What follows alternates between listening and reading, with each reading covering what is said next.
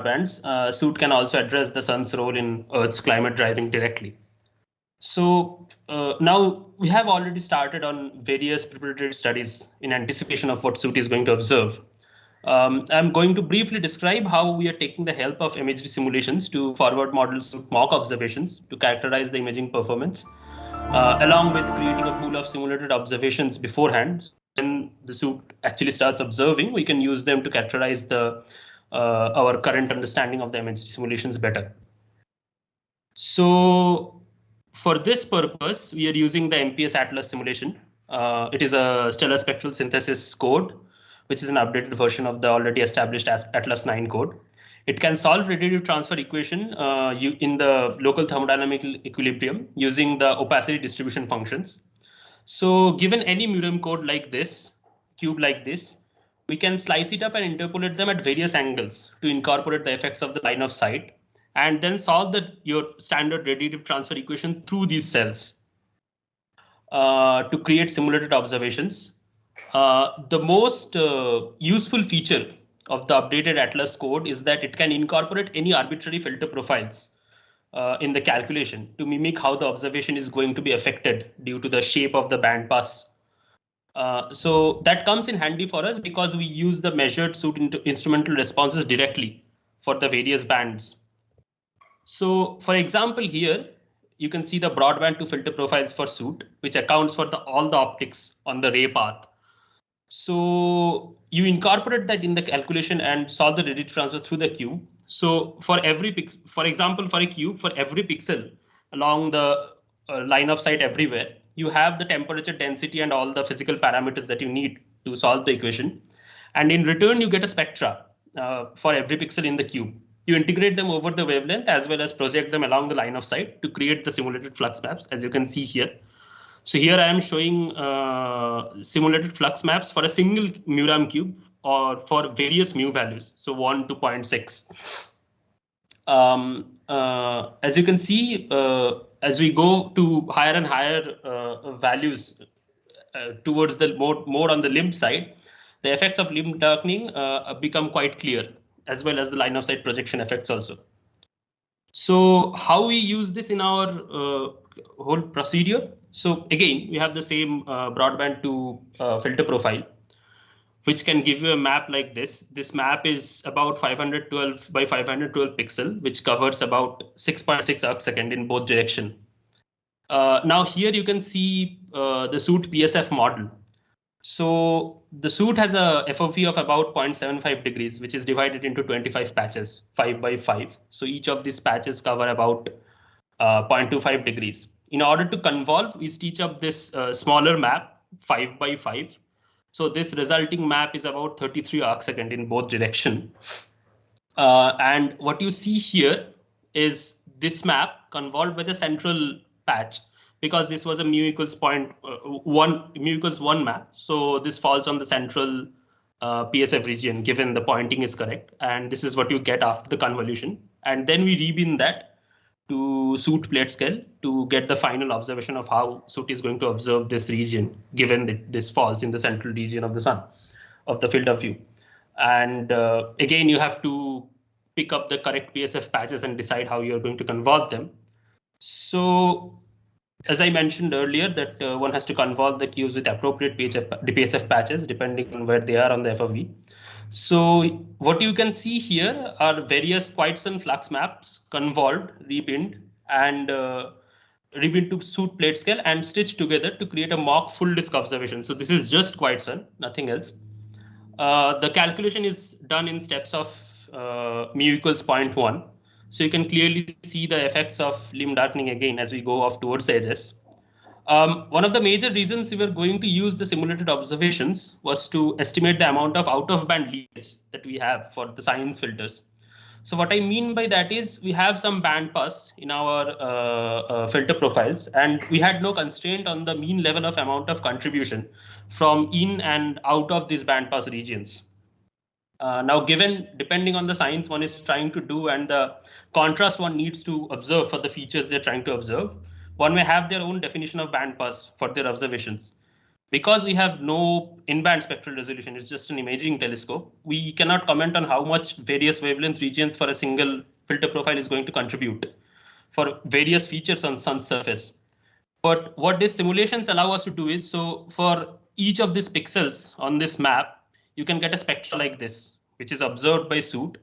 And in general, you can try and look at various features on the sun's surface from simulations and try to constrain how much for each of these filter profiles various wavelength regions are going to contribute to the total count. So as to speak, how the SNRs are going to be for quiet sun regions and when you look into active regions and all those. So anyone can try and define their own band passes depending on how they're trying to observe, what they're trying to observe. And also for one other thing, this whole scheme came in handy was the provider who were actually manufacturing the science filters. They provided us with various science filters choices. We had to choose which ones are going to be mounted on the payload from them directly. So using the simulations, what we do is, because we have the measured filter profiles for all of those choices, we characterize the amount of signal to noise ratio that you are going to get depending on various features that you are going to observe, and narrow it down to 2 to 3 for most of the filter choices. And then the lab team in the lab are going to measure those filter profiles specifically again and choose the final ones that are going to be mounted on the payload itself. So this flowchart here summarizes the whole process at a glance. You have your data cubes, you slice them and interpolate them to various mu values. On the other hand, you have your science filter profiles. You characterize the contribution of leakage for various parts of the filter, then generate the ODF. Then you take these two together and pass them through your Mps Atlas code and integrate and generate your final flux maps. Then you convolve with the suit PSF to create simulated observations. So now when all of this is done, one final thing remains is to characterize the effect of the PSF itself on the contrast of the images that you're going to observe.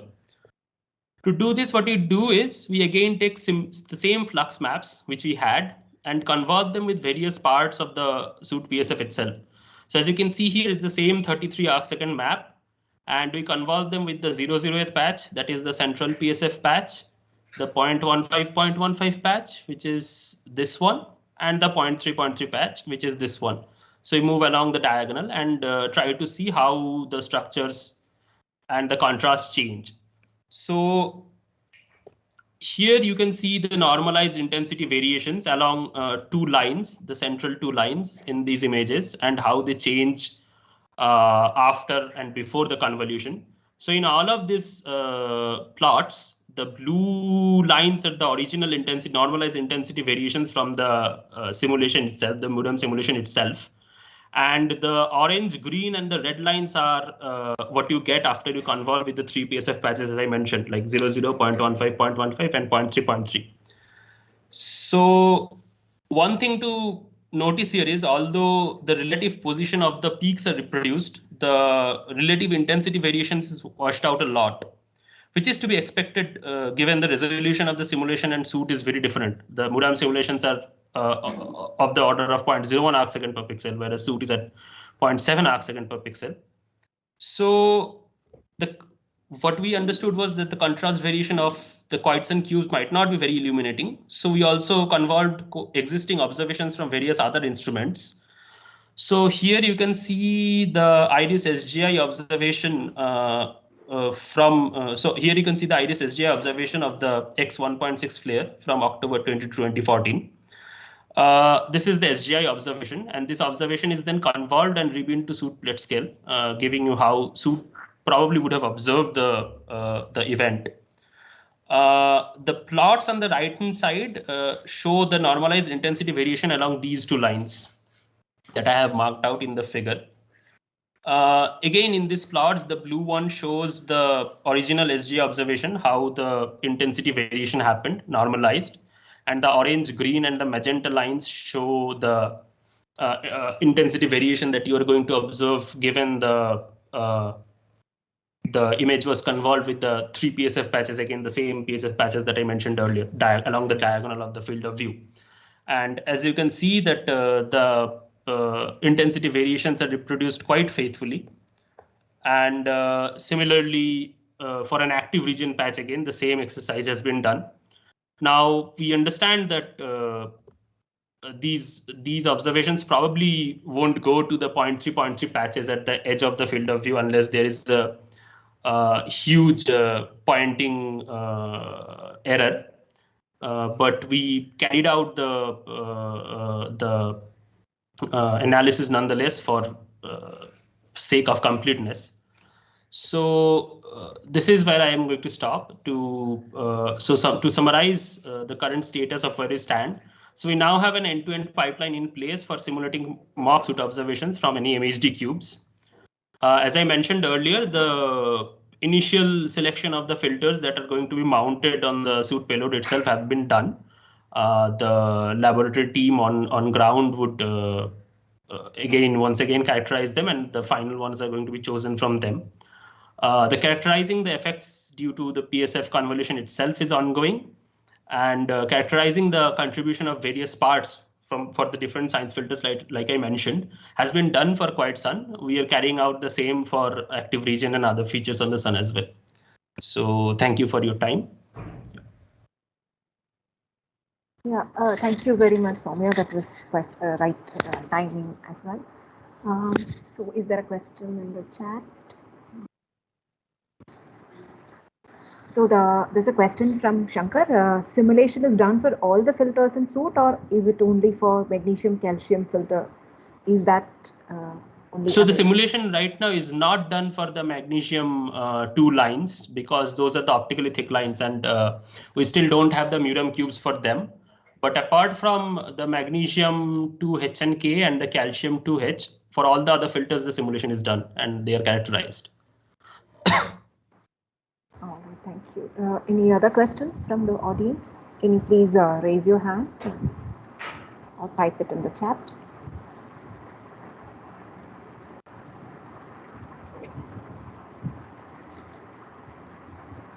All right, I don't see anything. Soumya, I was just wondering, like you said, this is done for the quiet sun condition.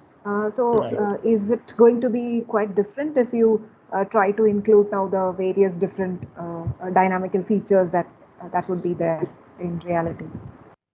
Like, do you expect in the selection process anything that's going to be different if you include the amount of leakages that you observe might be different, because as you know, the spectra itself changes depending on what kind of features you're observing. And our primary concern was flares. So when you observe flares, you know that there are enhancements in the white light flare region itself. So probably you would see the same things in the near ultraviolet also. So that was our primary concern. We were trying to characterize how they are going to change. Okay, but your final choice of the filters would be the choice of the filters would remain same. I can safely assume. Thank you. So if there are no more questions, we will move on to the talk. Yes, please. Yeah. So I wanted to know so your broadband filters are very broad. So feel like 100, if I remember correctly, 100 nanometer or so, So when you do the forward synthesis, do you just synthesize the continuum, or do you include all this? No, I include all the lines also. So okay. So how difficult? Yeah. So how difficult? So how difficult it is to get the atomic parameters for all of these lines? So I mean, that is of course quite difficult. We are mostly so. What the Mps Atlas simulation actually does is it solves Boltzmann equation given the temperature, density, and the abundances, and then it moves on to calculate the ODF tables. Okay. Means because these lines are not like, for example, oscillatory strength for this many different lines are basically not. For some of them are not probably very well known. Right. That is why we are sort of not sure what is going to happen when we move into the optically thick regime, which we haven't done yet. Yeah. So. Okay. Yeah. Thank you very much. Very nice. Yeah, so Jayant, please go ahead and ask the question. It was Jayant only, Shama, who asked the question. So it's me now. If you allow, I'm so sorry. Okay. If you allow me, I will go ahead with the question. Oh, yeah, please. Okay. Yeah. Soumya, I was just wondering, for the narrowband filter, have you also looked at the temperature sensitivity and sort of, the shift of the central wavelength, how it can have the effect and all that? Yes. So those are all incorporated. What I have done is using the temperature profiles that you are going to see on board when it's in space. So all that is done. Temperature, the angle of incidence, everything, because we have also the for some filter profiles are actually going to be mounted at an angle to keep the central wavelength at the position you want. So all those are incorporated. Okay, but suppose on board there is a change in this by few degrees. So what is the effect? So yeah, those we know. I mean, the temperature we very well know how it's going to change in and around those regions. But just because of that, we also have a plan to keep on observing Sirius or Vega time to time to know if there are any changes over time on during the mission, so that if we have an idea what it was before launch, then we can compare and we know. Okay. Thank you. Yeah, I don't see any more questions. Shanmugam, do you see anything? No, I can go ahead, yeah. Yeah, thank you, Soumya. So let's move on to the next talk by Sadatwa Majumdar from IIA. It's about coupling of CME kinematics from inner to the outer corona and influence of their source regions. So Sadatwa, please go ahead. Is my screen visible? Yes. Okay, thank you. Thanks to the organizers. A very good afternoon to everyone. I'm Shatabdu from Indian Institute of Astrophysics. I'm working with Professor Dipankar Banerjee. So the idea of this talk is to talk about the coupling of CME kinematics as the CME travels from the inner to the outer corona. And we would also like to talk about if there is an influence of the source regions of these CMEs as the CMEs travel from the lower to the higher heights. So before we move along, some basic ideas. So CMEs or coronal mass ejections, they are usually defined as discrete bright white light features propagating outwards in the coronagraph field of view. And their kinematic properties have a wide range of variations in the sense that their speeds can vary from a few hundreds to a few thousands of kilometers per second, and even a wider variation in terms of their accelerations, in the sense that their accelerations can be from a few tens of meters per second square to even 10 to the power 4 meters per second square. Their shapes and sizes are also known to vary a lot, and it also depends from where you're observing it.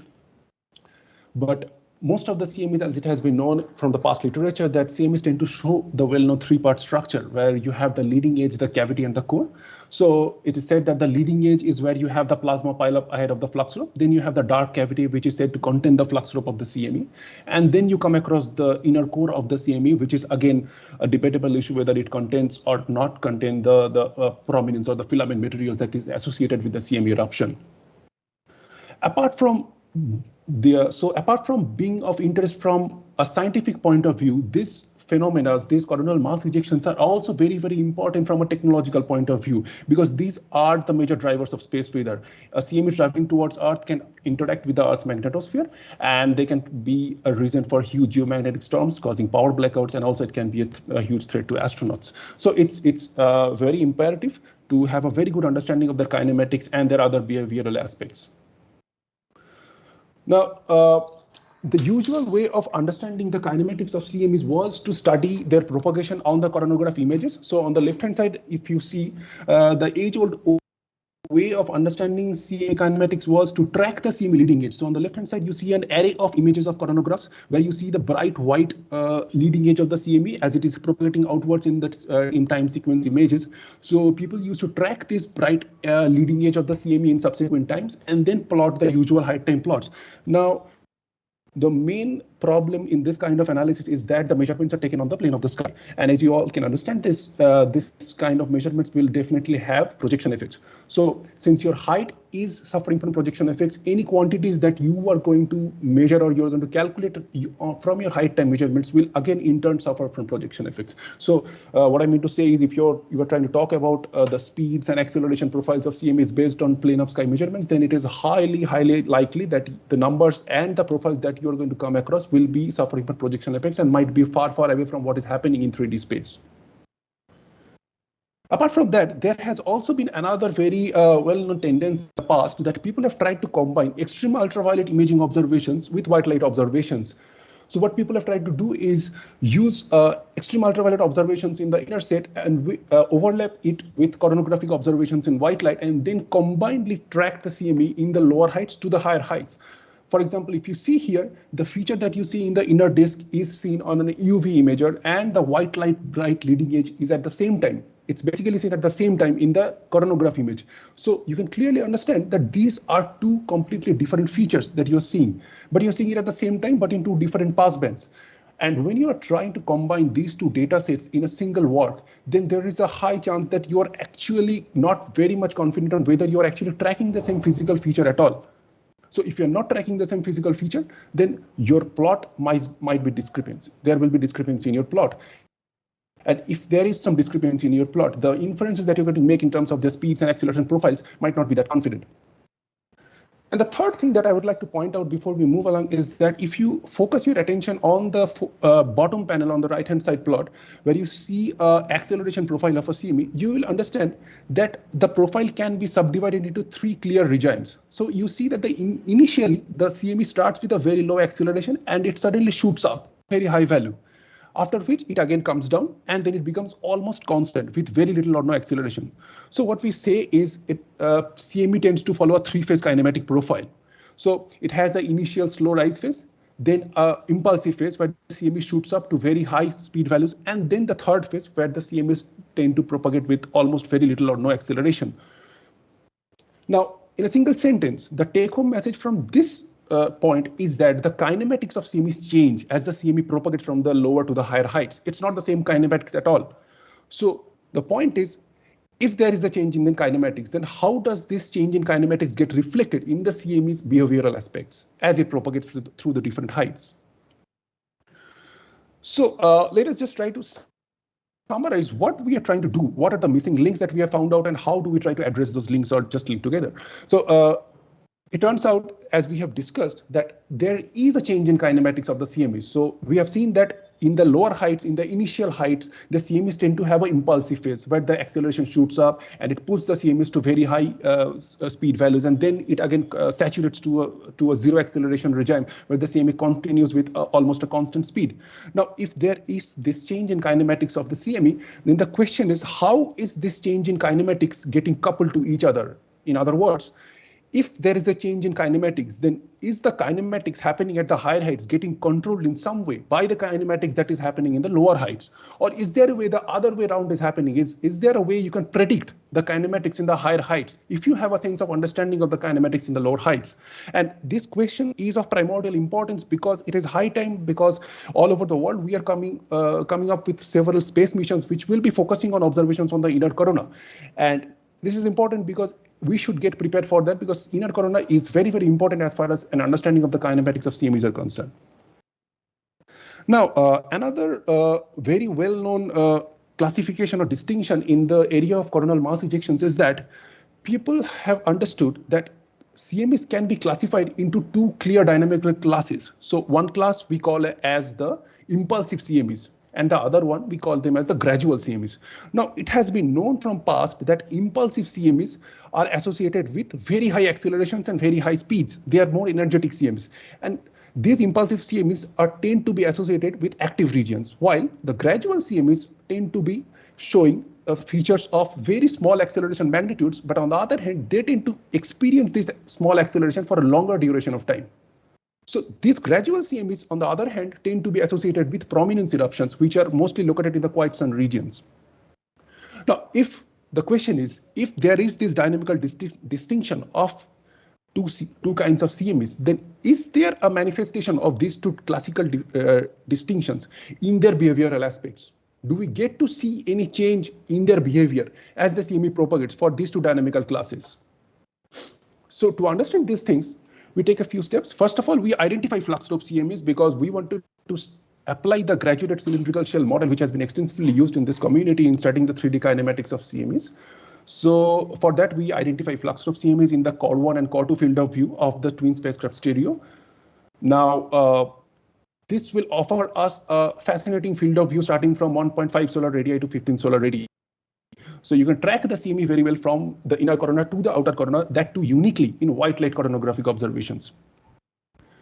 Apart from that, as we had said, that we are also interested in looking into the impact of the dynamical classification based on source regions. And for that, we would like to identify the source regions of the CMEs as they're coming from the solar disk.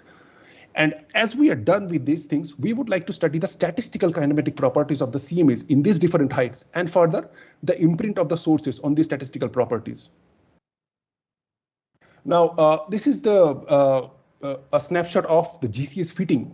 So the green wireframe structure, as you see here, is the synthetic flux slope generated from the Gcs model, and it has been fitted to the simultaneous observations of the CME, which is observed on the Core 1 telescopes on board Stereo A and Stereo B. So you see that CME is fitted to the flux slope structure as seen in the lower corona, and the fitting procedure is repeated for time sequence of images so that we can capture the 3D evolution of the CMEs with a series of time.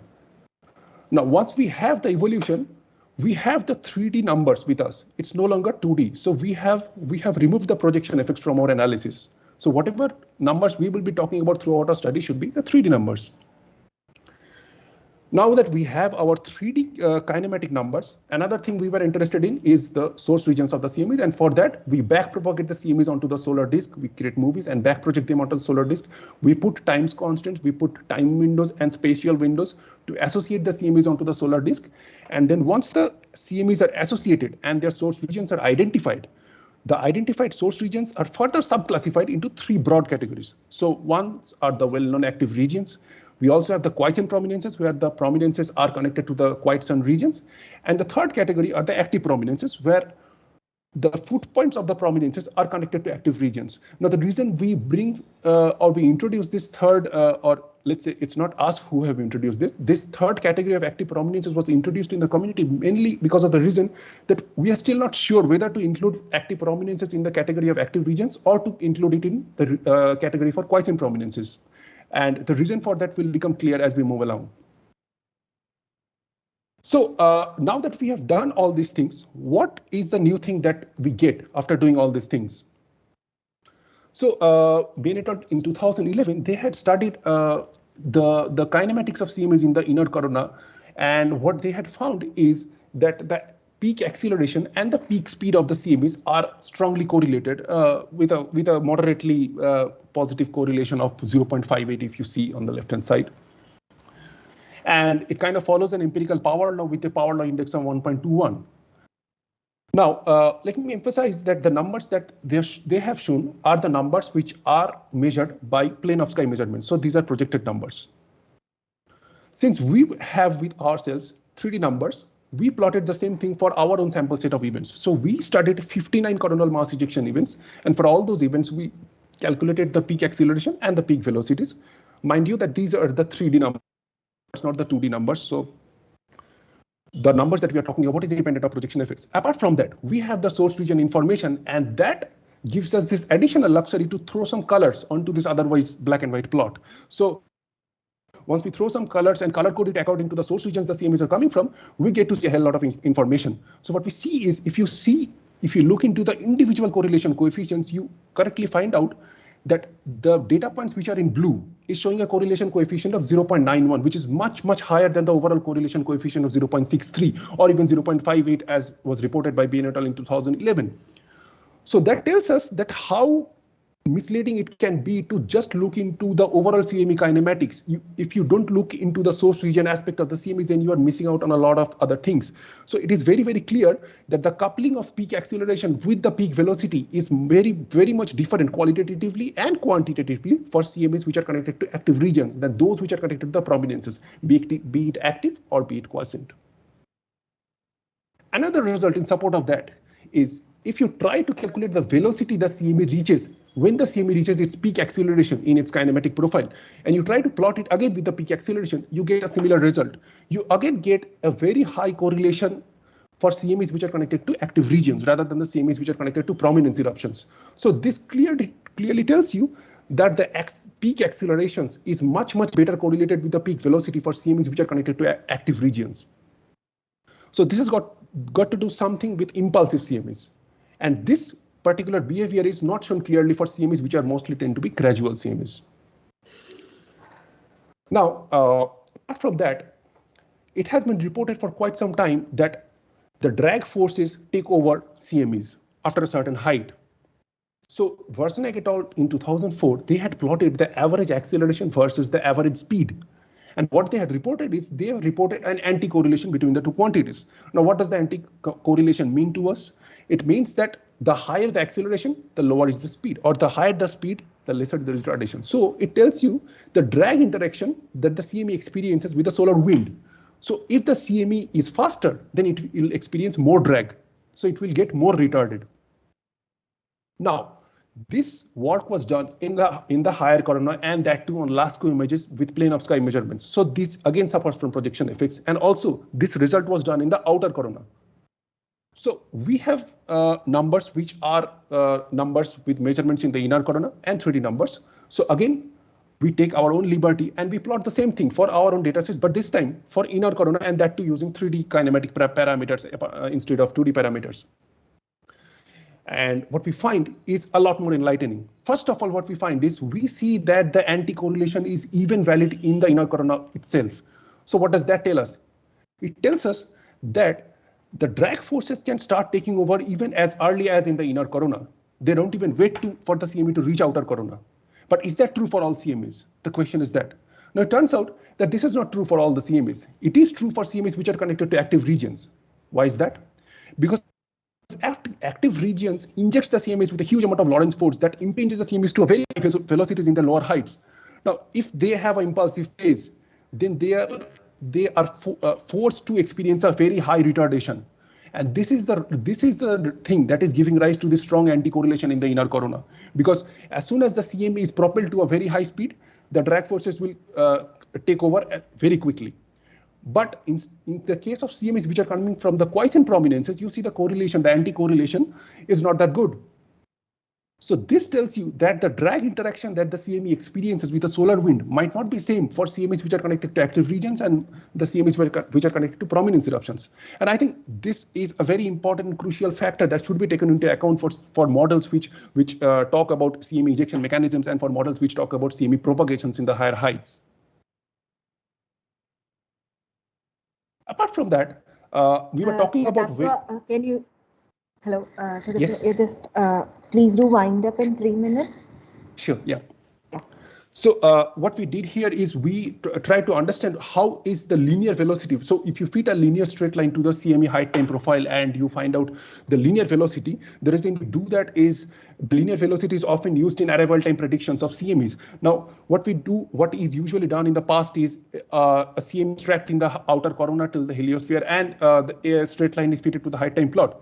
But what we have shown here is that if you have inner coronal observations, then from this empirical model that we have given here through this power law relation, you can actually invert this relation and find out the linear speed from the mean speed in the inner corona. And this will help us in achieving a much lesser lead time of forecast. Lead time of forecast is basically the time you have in between the CME reaches you and the time you submit your CME arrival time forecast. So this is something which will be very important for the Aditya mission, because there is a way we can try and see how important or how independent inner coronal observations can be used in terms of arrival time forecasting. Apart from that, we have also talked about, so if you again look into the peak velocity and the overall mean velocity, if you see here, you will again find that the correlations are different for CMEs from different source regions. And again, the main point that I'm trying to point out here is that the CMEs which are connected to active regions and the prominence eruptions, their acceleration mechanisms are in fact different. And that is showing up in the individual correlation coefficients. You see that the correlations are different. And it's very natural, it is expecting, because the CMEs from prominences, they are not supposed to experience the impulsive phase. And if they don't experience the impulsive acceleration phase, they will no longer experience the retardation phase as well. Also, I would also like to point out one other important fact is that when we talk about distributions of speeds, which has been done a quite number of times in the past, if you see here on magenta and in green, we have plotted the distribution of average speed in two different heights, in the inner corona and in the outer corona. And what we find is the distribution shifts to the higher speed side.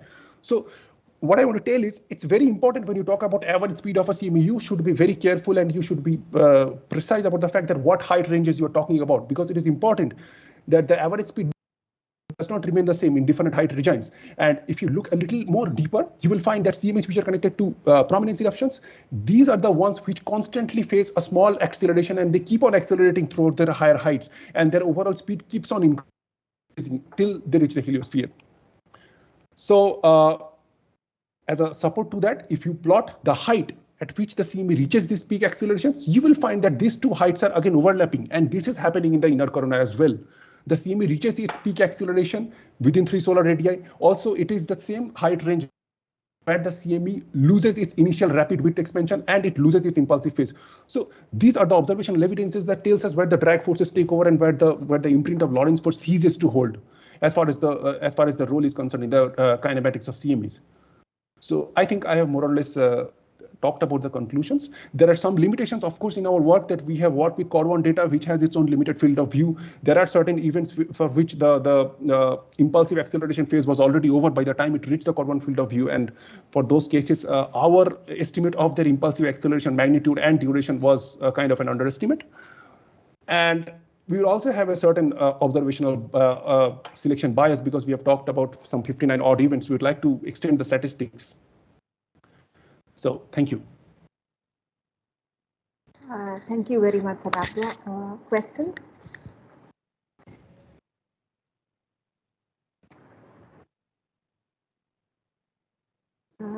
Yes, please.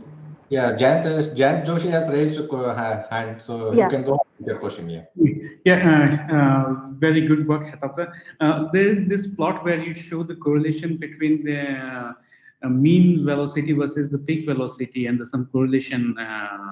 So there is this error bars, and what are these error bars? Exactly this one. Right. So I don't have a plot here for that. So the error bars correspond to the uncertainty in the Gcs fitting. Okay. So what we have is when you fit a Gcs model, you have this green flux loop structure as you generate it.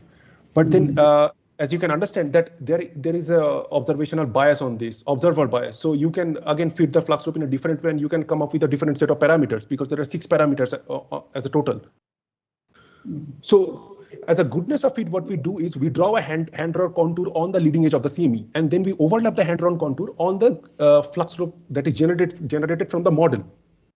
And based on that overlapping, we find out how good is that fit. And based on that uncertainty in the fitting of the height, we propagate that height through our velocity calculations and the acceleration calculations, and this is how they get magnified here. Okay. Yeah. So this, given that this error bar is so large, so this difference in correlation coefficient is in context of this error bar, how significant this difference in? Yeah. So this you can be confident on this correlation coefficients, because what we did is we also calculated the p values and the r values for all these correlation coefficients, because as you can understand that these individual correlations are based on some 20 events, so it's not a very good number, right?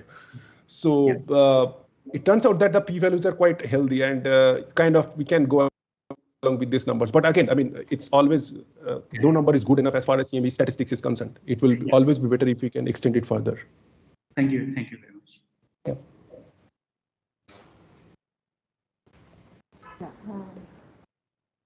Any more? If not, I think we should move on. The next speaker is Devjyoti Kansabanik from NCRA. It's about recent developments in space weather research with high fidelity, low frequency spectropolarimetry.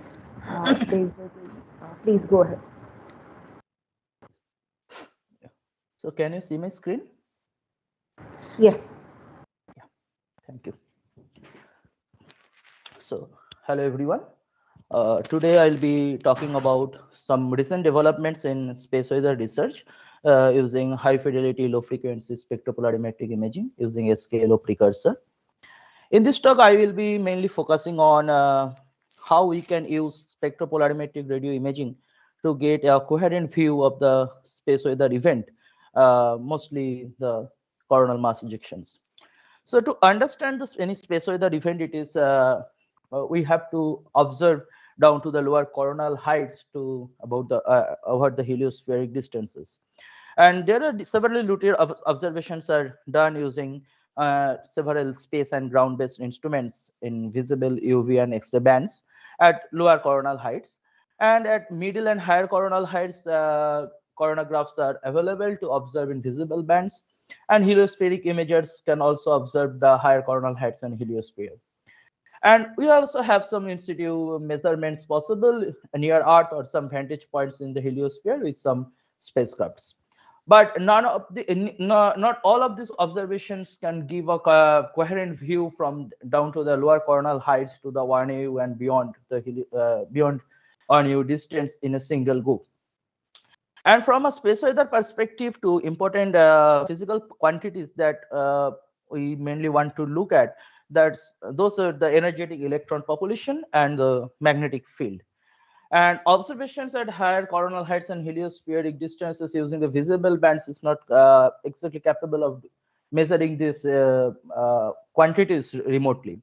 But the radio observations are particularly is a complementary of all this observation and can track any space weather event down to the lower coronal heights to 1 AU and beyond, and also can be measured the energetic electron populations and the magnetic fields at higher coronal heights and the heliospheric distances remotely.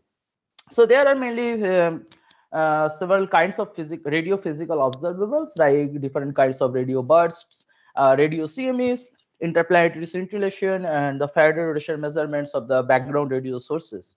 And I will describe all these radio observables and some new results from each of these radio observables that we have achieved using the high fidelity spectroscopic imaging using the SK. So though the importance of the radio observations is known for a few decades, there are few challenges in terms of some technical challenges to do that. So what you can see in this plot, these red bars shown the brightness temperature of different kinds of radio bursts, and it's different kinds of radio emissions, and it can vary about 10 to the power 15 Kelvin for type 3 radio burst to down to about 10 to the power 4 Kelvin, 10 to the power 3 to 4 Kelvin for gyrosynchrotron or thermal emission from the coronal mass ejections.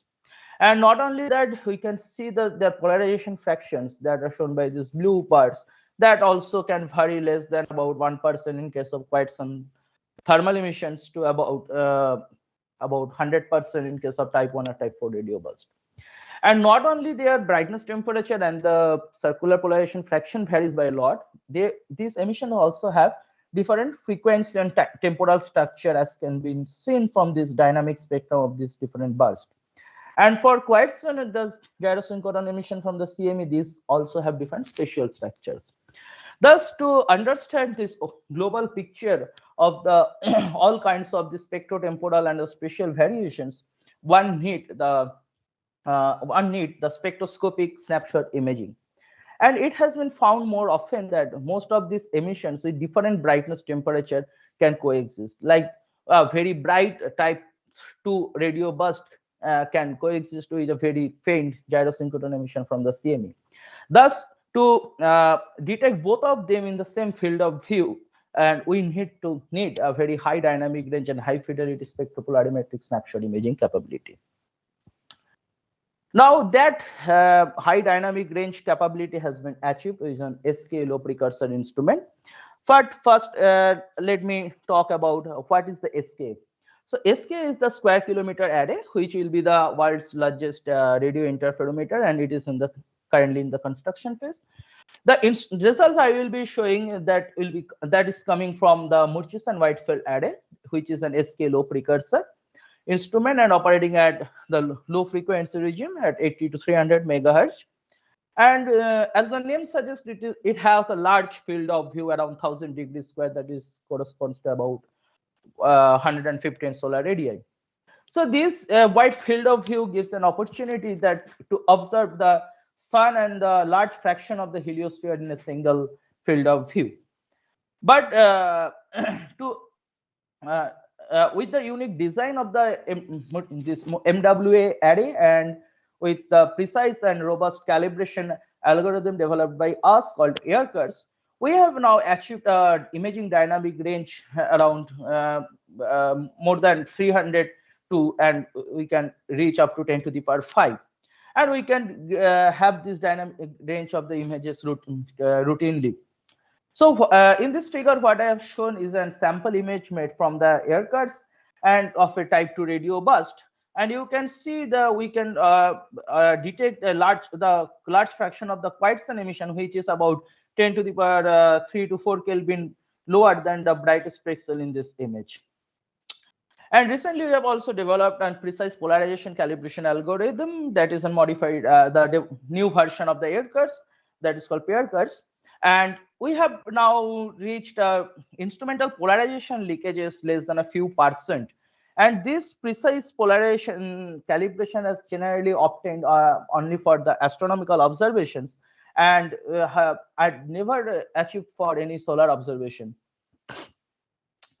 Now with this newly developed and calibration pipeline, we have I will now show some important some interesting results from all kinds of different physical observables. So at the lower and middle coronal heights, we have the two main physical observables, that's type 2 or type 3 and type 4 radio bursts.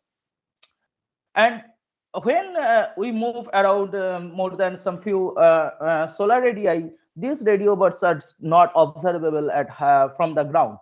But at this coronal heights, that at middle and higher coronal heights, the thermal and gyrosynchronous emission from the CME plasma can give information about the CME plasma properties at these heights.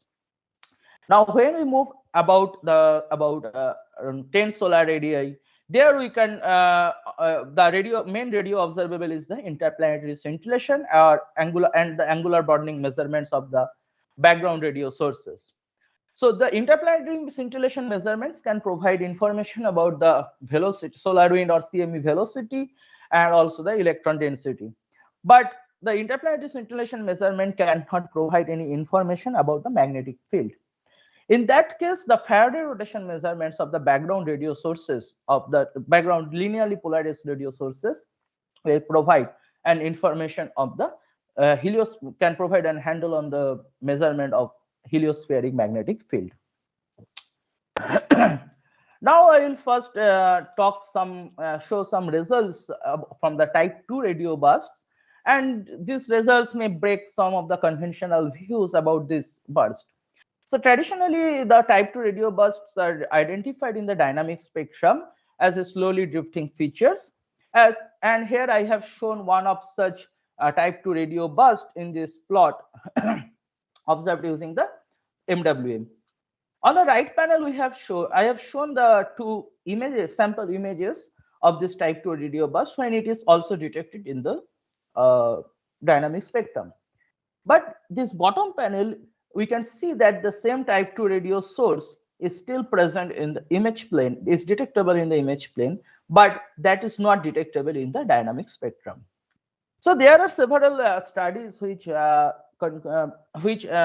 out that there are lots of CMEs which do not associated with the type 2 radio bursts, and they have concluded that there are only certain cases when there are some particular shock properties that have shock properties are such that the type 2 radio burst could not generate. So, but to conclude that, we first need to look at the image plane also, because the very faint type 2 radio burst still occur, and that may not be directly detectable in the just from the dynamic spectrum, and that may change the conclusion about the types, the so-called type 2 less CMEs. Now I will show some one interesting property about the polarization property of the type 2 radio burst. So polarization properties obviously will give us better understanding of the emission mechanism and also the propagation effects. And in this case, we have reached a residual leakage about less than 2%. And in conventional view, it has been it is expected that any linear polarization from the low frequency solar emissions is wiped out due to the differential Faraday rotation in the solar corona. But what we have found in from this type 2 radio burst, we have found about 30% linear polarization as shown in this light panel of the figure. And from the same type 2 radio burst, we have also detected about minus 55% circular polarization. So this is very interesting, and we have that we have confidence from the instrumental perspective that this linear polarization is not originating from any instrumental polarization leakage. Now we have some basic understanding about the physical origin of this type 2 radio burst, but I am not going into details of that. But since this will break the conventional view, we are now planning to observe. We are now planning to observe multiple such active emissions using some multi-instrument observation using the MW and UGMRT in coming months to verify whether these linear polarizations are detectable in both of these instruments simultaneously or not. And if we can detect that, this will be the first linear polarized emission detected at the low frequency solar emissions. Now, as I told earlier, that at higher coronal heights, at middle and higher coronal heights, the radio bursts are not the particular good observables, but at this frequency, the thermal emission and the gyrosynchrotron emissions from the CME plasma can provide and handle on CME plasma properties. What I have shown here are the two sample images from the from two radio CMEs observed using the MWA for two different epochs. And these blue circles represents the different spatial location where we have estimated the different CME plasma parameters. On the right hand plot, we have shown another epoch, and here we have detected the CME emission, the radio emission from the two CMEs. One is propagating northward, another is propagating the southward. And this particular southward CME is especially interesting because if we look at the LUSCO C3 and C2 images, it is not visible in the white light coronagraph images. But when we take the base difference image of the LUSCO C2 and C3, we can see that there is a very faint CAB emission which is propagating in the similar location of the radio emission. So this is particularly interesting in that sense that even if any CME which is very faint in the white light coronagraph images, it still can be very bright in the radio regime, and we can use the radio observation either to track them and also to estimate the CME plasma parameters. And it was believed that there was only a handful of studies that could manage to detect this radio CMEs previously, and there all of this the spectra from all of these previous studies have been shown in this figure, and the spectra from our work has been shown by this magenta line, which are the lowest among all of them. And we have found the convincing evidence that in all cases where we have tried to look at using the MW observations, we have always detected the radio CMEs from the radio emission from the CME plasma at these coronal heights. And we believe that the previous non-detection were only mainly due to the technical limitations and not due to something the non-thermal. There is lack of non-thermal electrons that is not producing the radio emissions at these coronal heights for most of the CMEs. So not only we could detect them, we also have good spectral coverage that allows us to perform the spectral modeling using the gyrosynchrotron emission for these two CMEs, and thus allowed us to estimate the magnetic field strength, the electron energetic non-thermal electron population, and other plasma parameters at these coronal heights. And in this case, we have now still detected the radio CMS up to 8.5 solar radii, which is the detection up to at the furthest heliocentric distance reported yet. And the gyrosynchrotron modeling has a degeneracy between the estimated magnetic field strength and line of sight angle. And with the recent availability of the polarization measurements, we can now break this degeneracy, and we are now working on that goal. Now, after the for a few tens of solar radii, we can not use the radio CMEs further to observe from the ground, because it is not observable at this frequency region. But at the heliospheric distances, we can use the interplanetary scintillation observations. Having the large field of view, MW has been used to demonstrate the IPS observation capability, skipping the sun at the null of the primary beam of the instrument. But this restricts the measurement of the IPS observation for certain small time scales only. And at the larger coronal heights, we can also use the Faraday rotation measurements of the background radio linearly polarized sources or the galactic diffuse emission to measure the magnetic fields in the heliosphere. So towards this goal, we have now achieved a first successful attempts to detect the so-called stars in the day. So what you can see in this figure is the sun is shown by this red circle, inside this red circle, and which is about 10 to the power of 4 Jansky. And there are lots of background radio sources, about more than 80 sources over this large 50-degree cross 50-degree field of view. And the flux density of these sources are only few tens of Janskys. So this allowed us now to detect a large number of background radio sources, even in the presence of the sun in the field of view. Now that actually overcome the limits of keeping the sun at the null and just observe small time window for the IPS observation using the MWA. And we can now use the MWA observation over throughout the day, even if the sun is then field of view. So now I will, Jyoti, we should wind up in 3 minutes. Almost. Yeah. So with the MWA now we are with this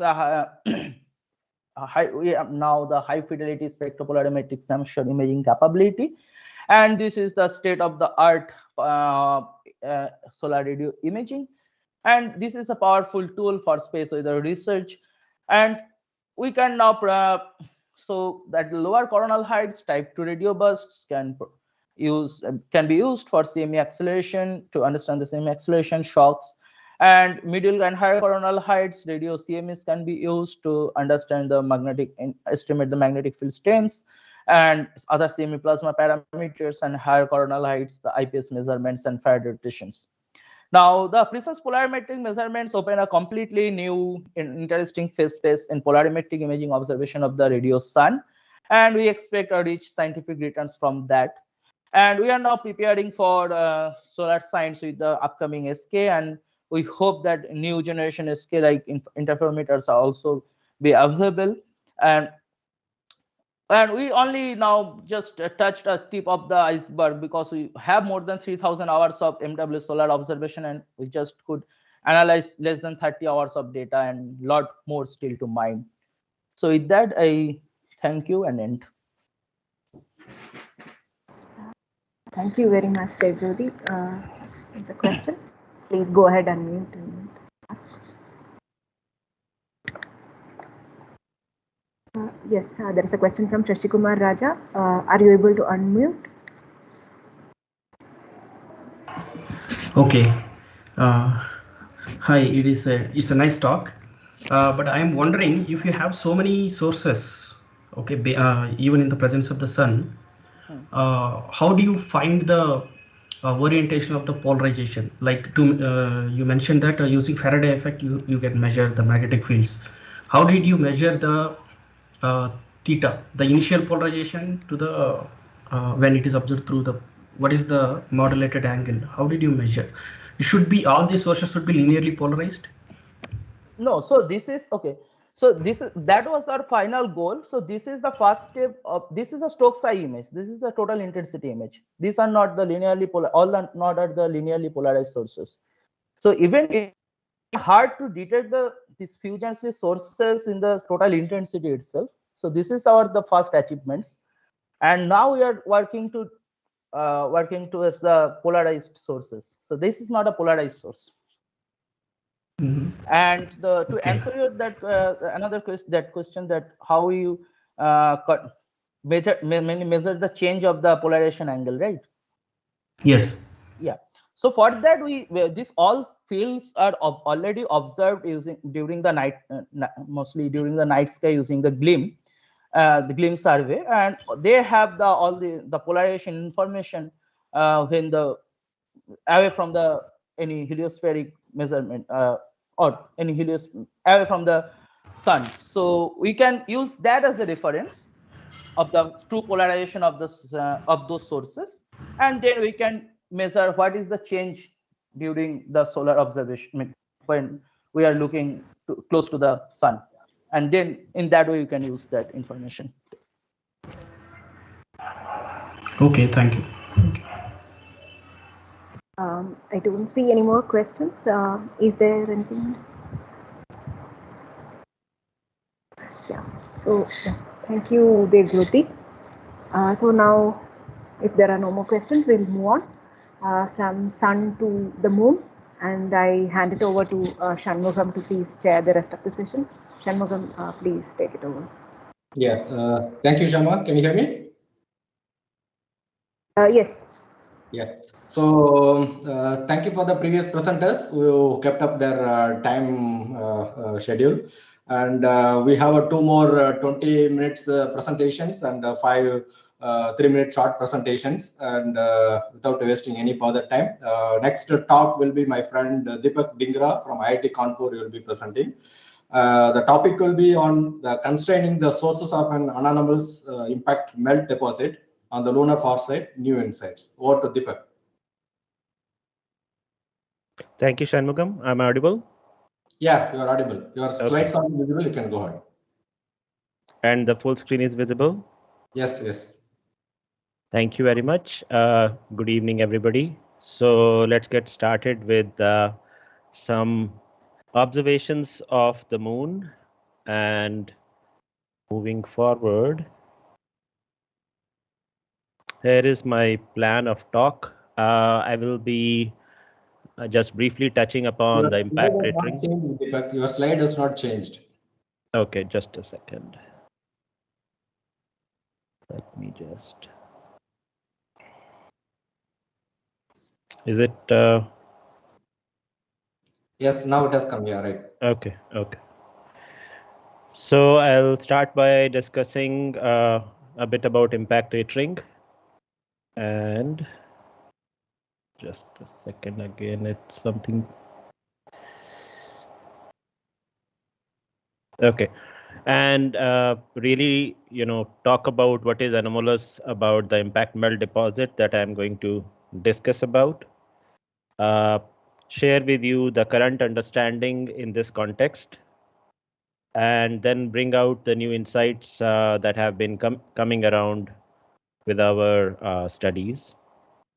And these briefly include geometric constraints of this anomalous deposit and evaluating the suggested source craters by looking at the ejecta distribution of the source craters and doing some impact melt compositional studies. Then I will be converging by talking about the emerging trends and future work. So let's get started. When we are talking about evolution of planetary bodies, one process that has determined all that and has a dominant role to play is impact cratering. And I am showing that with this simple cartoon that impactors are hitting different targets, as a result of which they excavate through the target, creating cavities, which we call as craters. And this excavated material is thrown around in the form of crushed material and molten material. And it's a continuum. So all across a crater like this one, which you can see with the naked eye, it's Tycho. It's about 90 kilometers across. So all around the crater, this ejected material is dispersed. Some of this material falls back into the crater. And I am showing with the yellow arrows two relatively large impact melt deposits, which are identified by their very smooth looking appearance.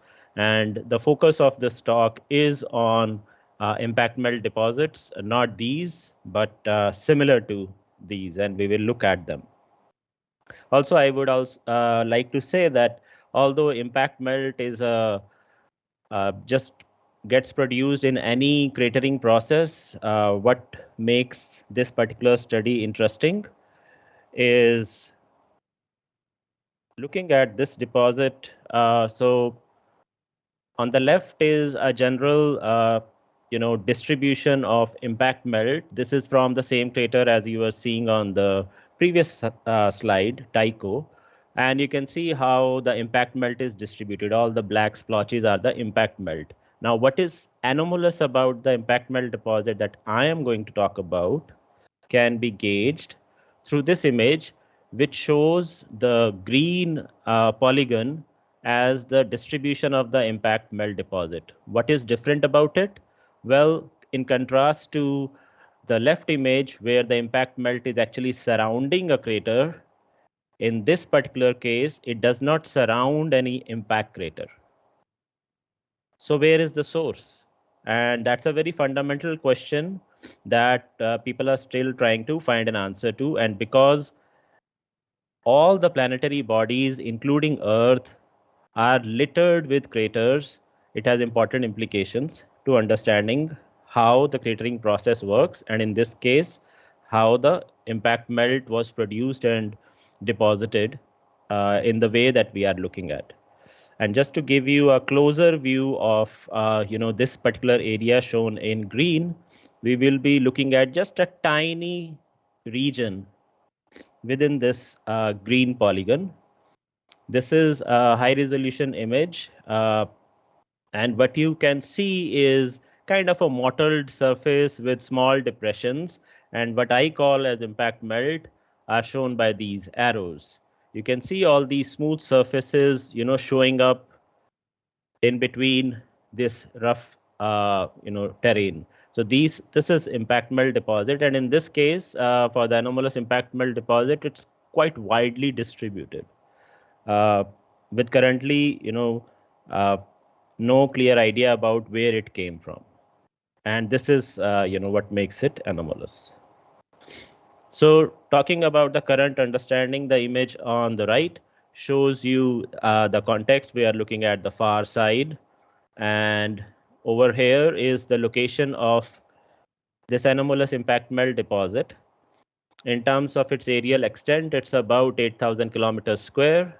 So this was first reported by Mark Robinson et al. In 2016. And as I said, till now we don't have a source crater identified. It is kind of an irony that, a planetary body which is littered with craters, we are still not able to tag that particular crater which gave rise to this impact melt deposit, and thus the interest in this particular area. So the estimated crater count age is about 26 million years, which if you ask a geologist, it's like it happened a few hours ago. So it's extremely young, and that also kind of puts some constraints on the potential source craters. So there have been some potential source craters suggested based on the estimated volume of this melt deposit, its age, and the location with respect to some of these craters. So we'll be talking about them. So when you look at these impact melt deposits, the morphological freshness supports their estimated young age. And here is a quick snapshot from Robinson et al.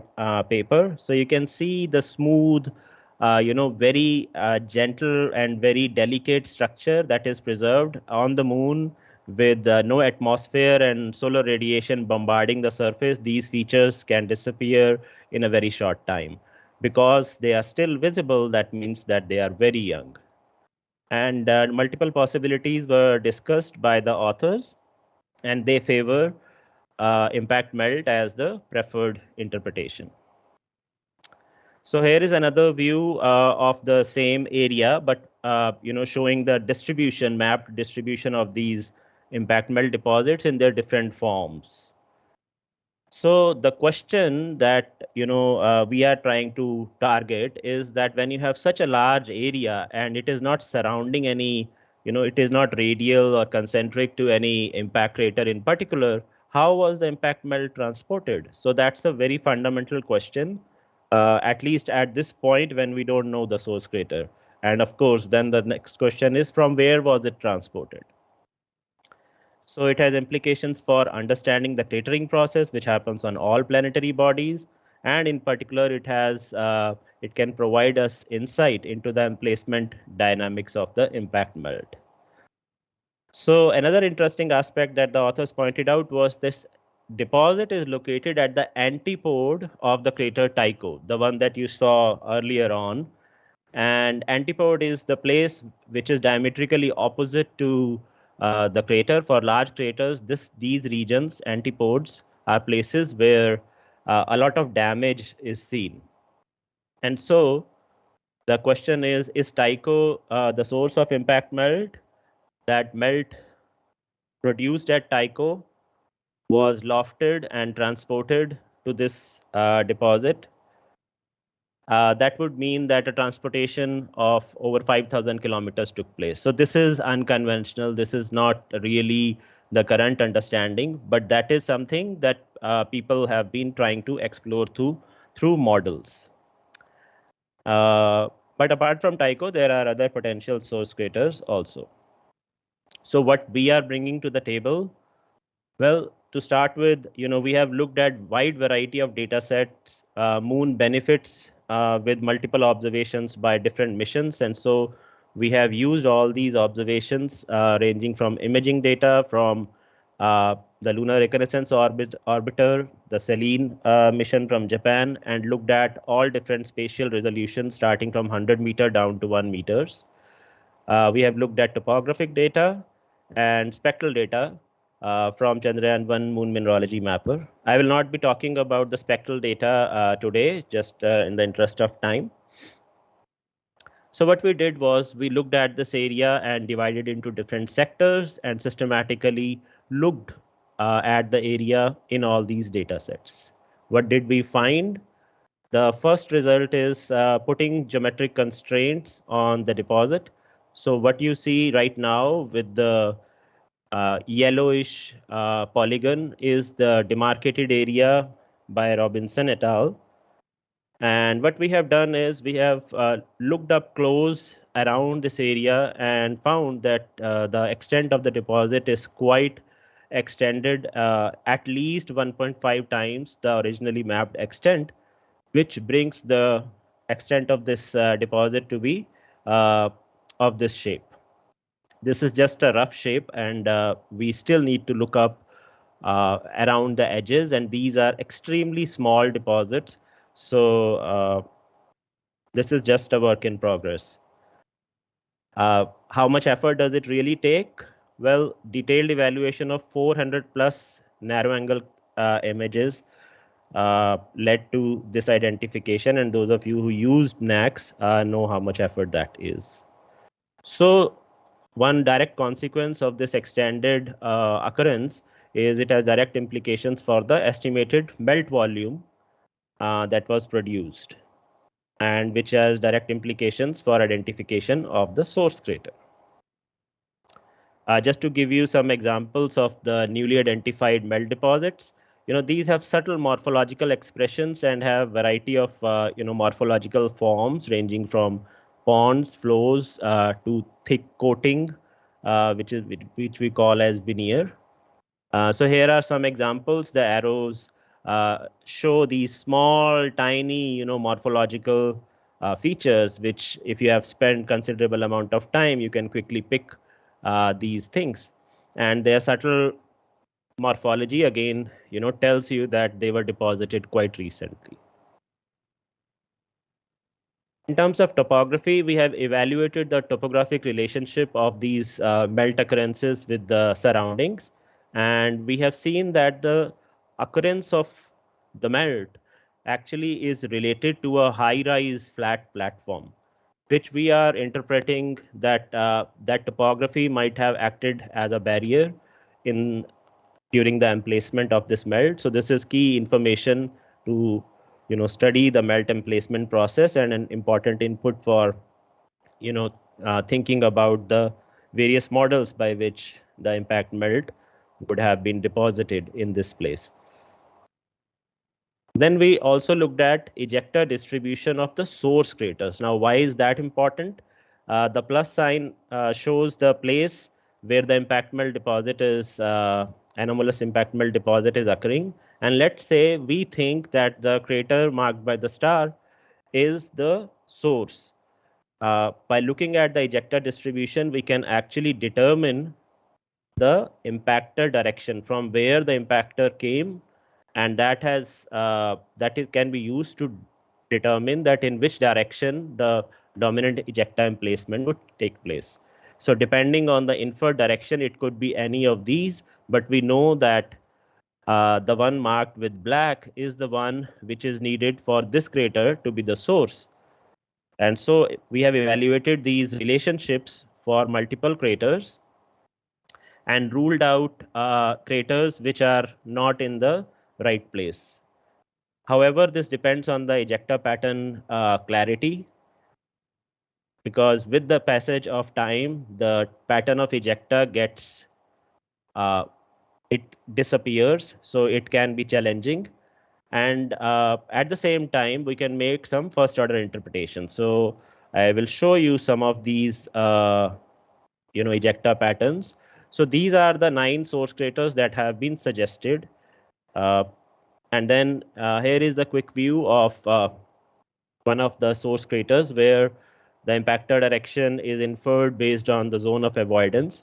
And with respect to this, the red arrow shows the direction in which the anomalous deposit is there. So it is located in the opposite direction, and so this is ruled out. Because we have challenges to identify the ejecta pattern very clearly, we have enhanced the images to look at these subtle details. So this was done for 9 source craters, and the craters which were favorably located were shortlisted. This is another example with the inferred impactor direction, and with respect to that, the direction of the anomalous deposit. So here is an example where, even when you are stretching the data, it is difficult to really infer. So these are first order estimates and additional constraints need to be applied. So based on this, the craters on the left have been excluded, leaving us with 4 craters to evaluate further. So this is the preliminary status, and there is uncertainty in inferring impactor direction, which can be taken care of with additional evaluation, and the same is underway. So in terms of emerging trends, several new insights have been obtained into the character of this anomalous impact melt deposit, starting from the widespread spatial extent, identification of diverse morphologic forms, which can provide tighter constraints on the impact melt deposit geometry and estimate of the volume. We have found preliminary evidence for topographic control during emplacement. The detailed studies of crater ejecta pattern have helped us rule out 5 craters, leaving 4 for further studies. And although I am just talking about one impact melt deposit, but because it's a process, the cratering process takes place the same way. It has implications for understanding any other crater deposits and impact melt deposits, not only on the moon, but on other planetary bodies as well. And in terms of the future work, the mineralogical characterization of the impact melt deposits is going on, and what we eventually want is to integrate the morphological, topographical, and mineralogical insights to develop conceptual models of impact melt emplacement. And then once we have that in place, evaluate all the source craters on those criteria. And as I said, because craters form the same way everywhere, we would be searching for similar geologic settings on the moon for further insights. So with that, I'll stop and take any questions. Yeah, thank you, Deepak, for keeping up the time, and have few questions and some hands also raised here. Thanks for the nice presentation. And start with the first question. You're able to hear me, right? Yes. Yeah. Yeah. Yeah, so Rishi has asked a question. He says typically how far one should look from the impact melt deposits to find out the possible source crater of an impact melt deposit. That is the first question. Yeah, so typically when we are thinking about the deposition of impact melt, 1 to 3 crater radii is the distance that we typically search. But apart from that, as you can see, this deposit is just like a sickle shaped. Ideally, the impact melt deposits are radial with respect to the source. Coming to the second question, is there any impact melt distribution pattern that might help in identifying the possible source crater? Yeah, so the geometry of the impact melt deposit is one such pattern that we are trying to constrain, and that's why we try to look around this mapped area to see that, are there other impact melt deposits which are related. Only when we are able to identify all the related impact melt deposit can we get that pattern. So yeah. Yeah, so there is a hand raised by Dr. Banerjee. Can you unmute and ask the question, please? Yes, Deepak, I have a few questions for you. The first is you talked about 26 million years. The new age which has come from Changi, which is 2 billion, is probably the youngest, where you have a sample return mission age. So how well is the 26 million year age known? That is my first question. Okay. The second question is that how certain are you that this melt deposit the source is basically an impact? And then you talked about implications for the source crater because the area which you have seen based on your analysis is 1.5 times. So you have not defined the implications. And how general are the conclusions for the, if you talk about evolution of the moon, how general are the conclusions which you will find from this study? Suppose suppose even if you find out the source of this impact melt, then can you say something about the moon in general rather than just a local deposit? Yeah. Thank you for your. I will try to answer them one by one. If I forget, please do remind me. So the first question was about the age. So I gave you the mean age, the estimated age based on all the craters or all the melt deposits that have been dated in this area. They have quite a range. I think they are something like as low as 10 million years to something like 45. And so what the authors preferred was a mean age. In terms of the uncertainty, because these deposits are very, very tiny, of the order of a few 100 meters to maximum a kilometer, the uncertainties are higher. But when we look at the morphology of these deposits, as I had shown in many of the images, we can say with certainty that they are extremely young. And we can look at the youngest dated crater, Giordano Bruno. So the melt there, and we can compare it with these melt deposits to get us some idea. So that was one. I think the other one you said was that how can one be sure that these are impact melt deposits and nothing else? So that has a relation to the morphological details. So impact melt deposits are generally, accumulating in depressions. They have flat tops. In some cases, they have flow pattern. And apart from that, you can have a leading front. So some kind of a lobate front, which can only happen if the material was molten. So there are all these different criteria which one can use to identify whether what we are looking at is impact melt or not. In terms of the broader picture, thanks for asking that question, because the key part is, why is this one area important? We know that majority of the craters on the moon are formed by inclined impact. Mean there are no vertical impacts which are common. Most of the impacts are happening at an angle. Once you have that,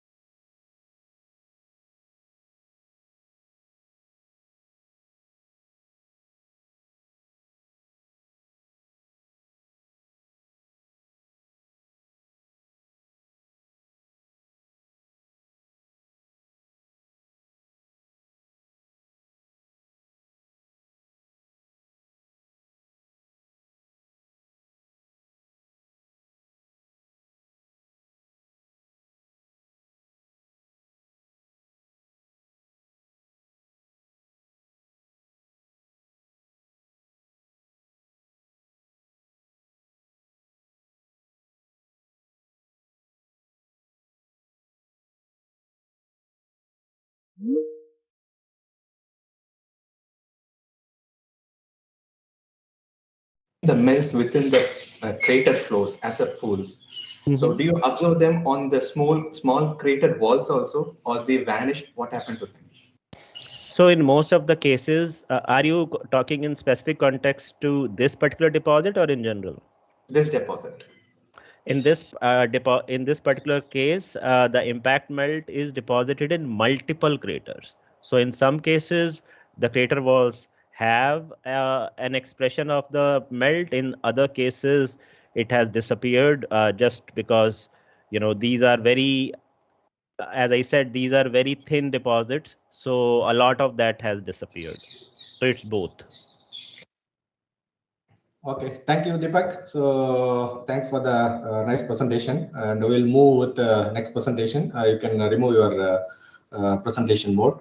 Going ahead, and next presenter will be Suchit Purohit from Gujarat University, and he will be talking on a machine learning framework for a global magnesium spinel detection based on Chandrayaan-1 data. So Suchit, can you go ahead? Yeah, thank you. I'll just share my screen. Yeah, please go ahead.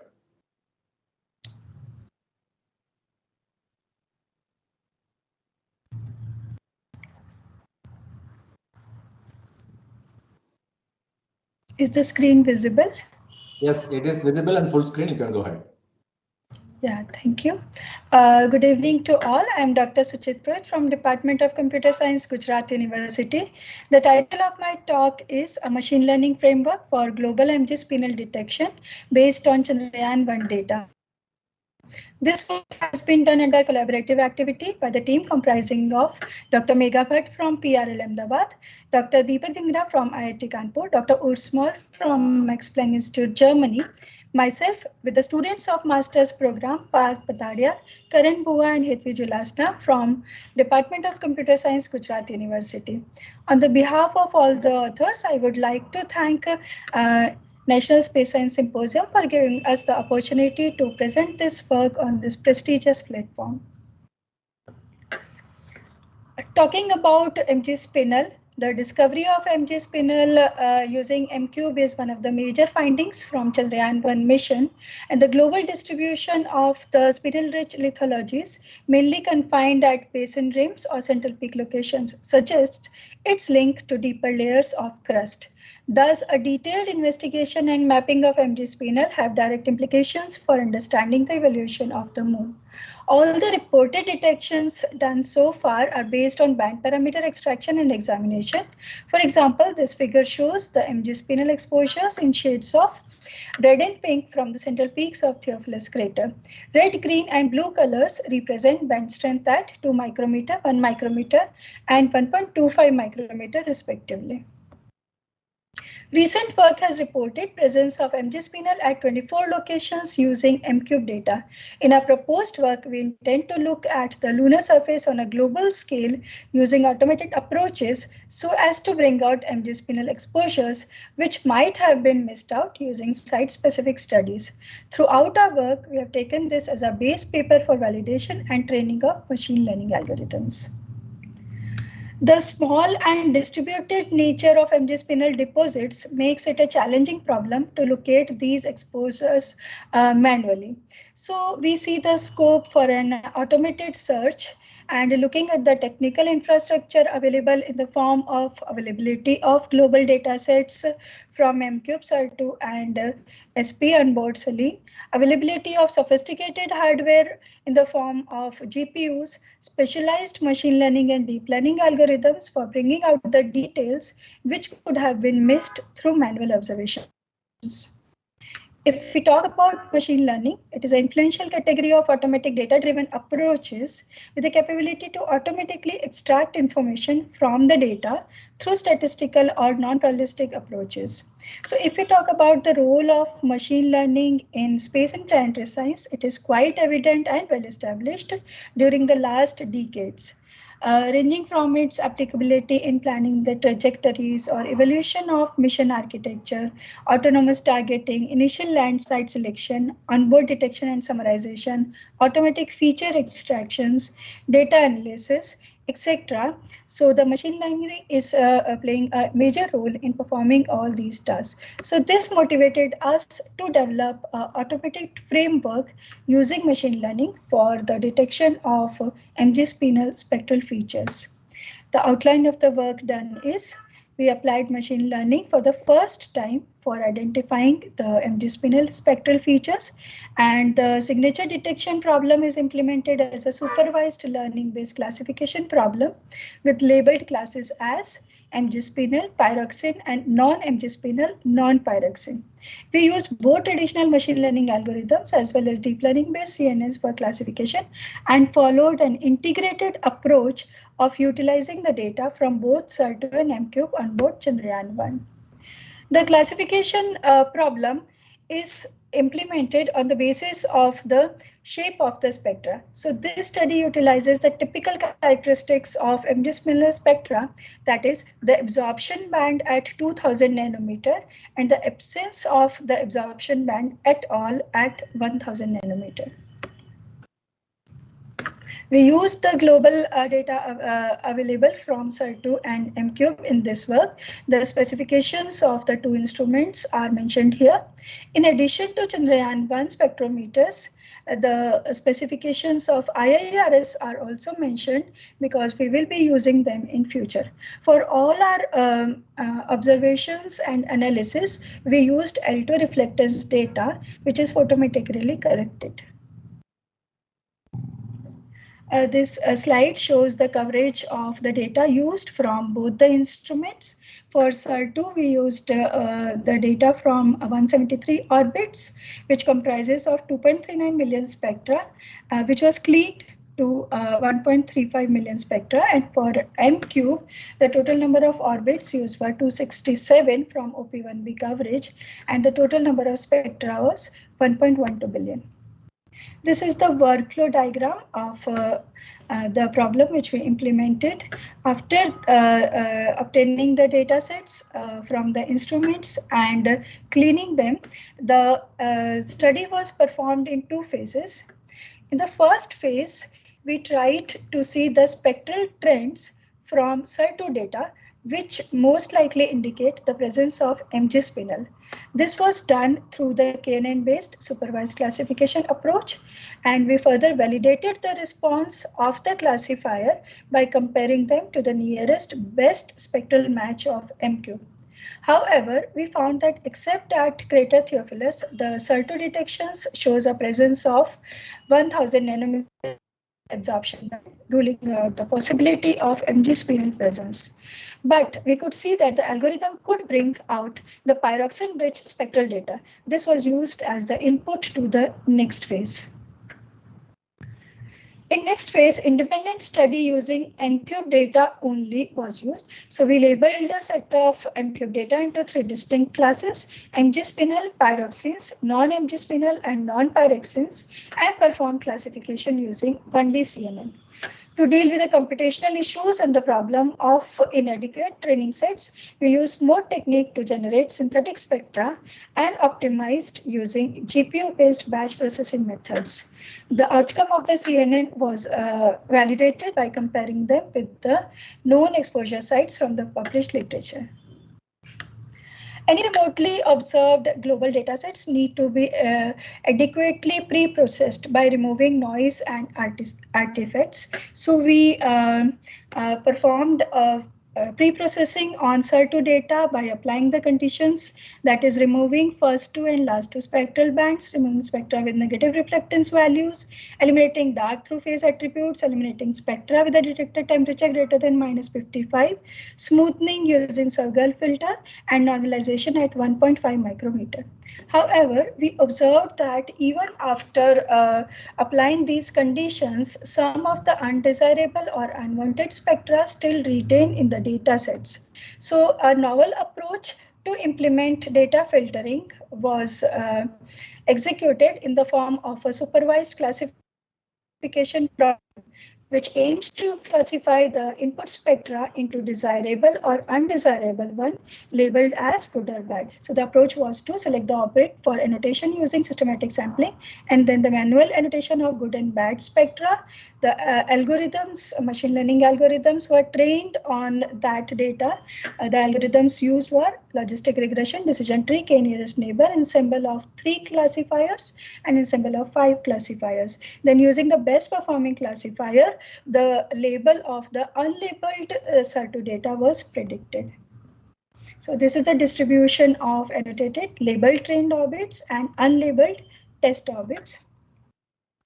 And looking at the performance measurements on the test data, we found that the 5 ensemble algorithm, which is a voting based algorithm, it provides the best results in the term of 99.8% accuracy, reduction in the number of false positive and false negatives, and are also associated with good reliability factor when there are no ground truth available for validation.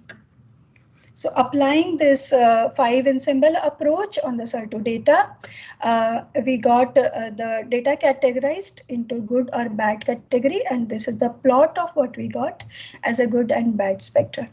This is a very unique tool which can be applied for pre-processing a huge volumes of data sets obtained from different missions and of varied nature. The output from this phase was carried forward for detection of MG spinel using SAR2 data.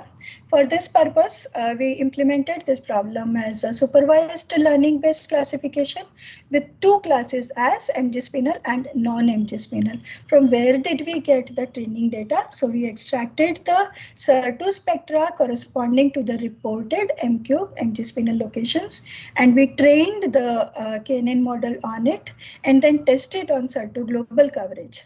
We could extract 1686 out of 1.35 million M-cube SAR2 MG spinel exposures, and after performing the band parameter extraction out of it, a total of 117 spectra were identified as probable MG spinel candidates.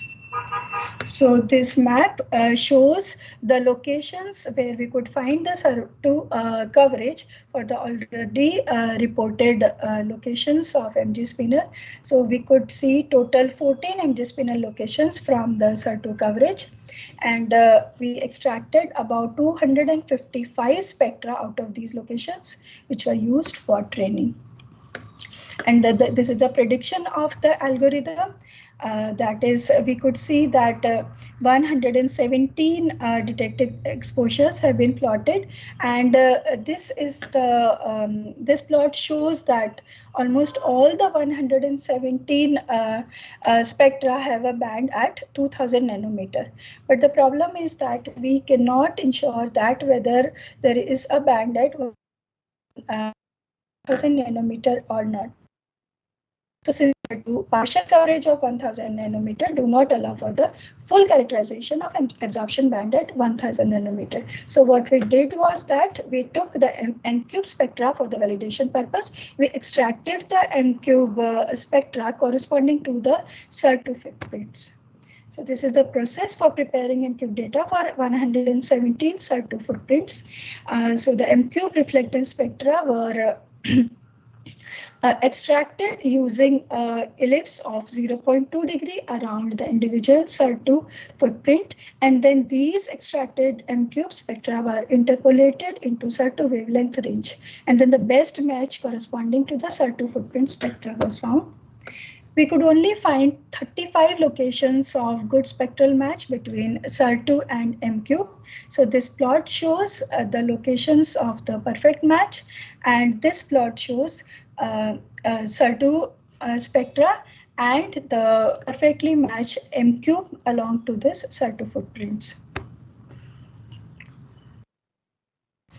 On extending the M-cube spectrum to the lower wavelength regions in order to check if the absorption band at 1000 nanometer is present or not, we found that in some of the cases there is absorption band at 1000 nanometer. In fact, only at Theophilus the agreement was there, that is we could find there is the absence of absorption band at 1000 nanometer.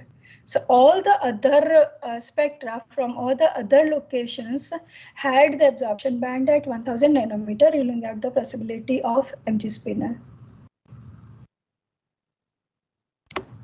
So what we concluded from phase 1 was that the partial coverage of 1 micrometer absorption band is not sufficient for discriminating between pyroxene and MG spinel, and except for crater Theophilus, all the other locations which were initially predicted as MG spinel candidate sites from the algorithm, when compared with the MQ spectral set extracted from SAR2 footprints, came out to be pyroxene. But the good part which we obtained from this phase was that the output now was enriched in pyroxene spectra, which we could use as training for the next phase. So in the next phase, now we formed 3 distinct spectral classes and we used only MQ data. The 3 classes were MG spinel, which contains the band around 2000 nanometer, pyroxene, and the third class was non-MG spinel and non-pyroxene class. It contains the spectra with no absorption signature. It was either it was a bad spectra or it was a unique of a unique spectral shape. The idea of keeping this third class was that noise or something which is not pyroxene or MG spinel can be collected in this third class. So this shows the 3 classes and the representative spectra of each class. Now we sampled the data over these 3 classes. For MG spinel classes, we extracted 45 M-cube MG spinel spectra, and they were taken from the already documented paper, already documented locations. For pyroxene class, 5,728 M-cube MG spinel spectra were obtained, and these were provided from the phase 1. And for non-MG spinel and non-pyroxene class, 22,702 MQ spectra were obtained, which were manually annotated. Now, this landed into a total data imbalance. We can see that there is a skew in different classes. So there are 3 classes of imbalance, of which RES class, that is the MG spinel class, is extremely skewed. And it is the data in the MG spinel class is only 0.15% of the entire data set. And such type of imbalance, it creates a bias when the machine learning model tends to predict the majority class only. So what is the solution to this? In machine learning, there are 2 solutions to this, known as undersampling and oversampling. In undersampling, we remove the samples from majority class so as to balance the data with the minority class. And in oversampling, we increase the samples from the minority class so as to balance the data with the majority class. But undersampling is done when we feel that the number of samples in the minority class are sufficient enough to train the model. So in our case, it is only 0.5% of the entire data set. So we chose oversampling to decrease the data imbalance. You have only 3 minutes. Yeah, sure. So for this purpose, synthetic minority oversampling technique was used. In this approach, the minority data is duplicated by increasing the number of data without changing the variability on the data. And we used SMOT with KNN, in which the KNN neighbors of a random sample are selected and they are set to the value which is of the random sample. So in this way, synthetic data can be created. Using this approach, we were able to create data imbalance, which is evident, which we were able to actually handle the problem of imbalance. And now you can see that the data is quite balanced, which was fed to the one-dimensional convolution neural networks. So a one-dimensional convolution neural network has been recently proposed, and it has got the added advantage of reduction in computational complexity, and they can also run over the conventional CPUs case of GPUs. The architecture which we used were number of epochs 5, batch size of 100, ReLU activation function in input and hidden layers, and the softmax for the out layer. We used Adam optimizer, and the machine used was GPU in place of CPU, and we also used the batch processing with a batch size of 13,000 per iteration to handle the great size of MG spinel data. So these are the results. Sorry. So it can be seen that the results have been shown in the form of new allocations and in the form of new exposures identified. Almost more than 32 new locations has been identified as having MG spinel exposures, of which the 16 locations are from the already reported locations. If we talk about the spectra, 1067 spectra after the going through the manual inspections has been identified to be candidate MG spinel spectra, of which 666 belongs to already reported literature, and 401 are the new exposures. So this slide shows the new locations which has been identified as MG spinel exposures. And this is the extracted reflectance spectra from the locations which is marked by arrows. So we can clearly see that there is a band at 2000 nanometer, but it is a complete absence of absorption band at 1000 nanometer. The conclusions are: we demonstrate the strength of machine learning techniques that can be applied to CERT2 and MCube dataset for extraction of MG spinel mineral signature. 401 new exposures are identified other than the reported ones. All new exposures are mainly in highlands or at Mare Highland boundary. We report more than 10 exposures from the latitudes higher than plus minus 60 degree. And we observed that the magnesium spinel lithology is even more widespread than previously thought. We infer that a complete coverage of 1000 and 2000 nanometer absorption band is necessary for accurate detection of specific mineral spectral characteristics. We also present here a unique tool for data filtering using supervised classification algorithms, and this framework can be extended to IRS data of Chandrayaan-2 mission. Yeah, thank you. We have a question from Rishitosh from PRL. His question is, typically how one can be sure of that the training spectral sets exhaustively represents all the spectral patterns of magnesium spinel identified on the moon? Can I just read the question? I could not. Yeah, so what is happening is that typically how one can be sure that the training of spectral sets exhaustively represents all the spectral patterns of magnesium spinel identified on the moon. Yeah, what we did was that, I mean, you are talking about in the case of data filtering or for magnesium spinel detection? I think he is talking about magnesium spinel detection.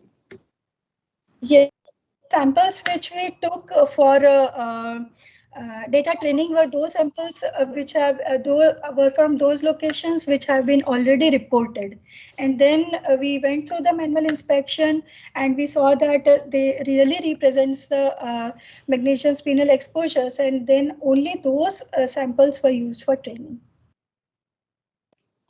So Rishi, you raised your hand. Are you planning to ask any further questions? So his another question is that did you set the probability threshold for the identification of the false positives? What was the threshold? Not exactly the threshold, but what we did was that we did a trial and error method, because we performed the validation on a small set, and then we did a trial and error methods looking at that what are the number of false positive obtained, or what are the number of false negative obtained. So the architecture and the settings which have been done has been done carefully after going through a rigorous R&D. Okay, so there is no further questions. I have only one question. Are you planning to extend this activity for identifying similar other features around the moon or on the moon as well as on other planets? Sure, sir, but I'm from computer science, so I'm only aware of some of the exposures like Mgs mineral, and I'm not that into mineralogy. So if at all we have the data sets and we have the like the context of that data set, we would definitely like to extend them to other data from other planets, and we really are looking forward to extend it to the IRS data sets once the reflectance data is available. Okay, thank you for the nice presentation. We'll move ahead with the other presentations. So now we have a short presentation of 3 minutes. To start with the first presentation, it will be presented by Samriddhi Shankar Maiti from IISc, and the topic on the presentation is simulation of the solar coronal mass ejections due to twisted flux rope emergence. So can you go ahead with your presentation?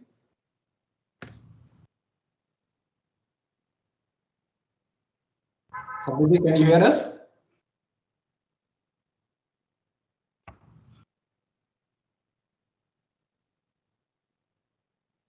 Hello, can you hear us?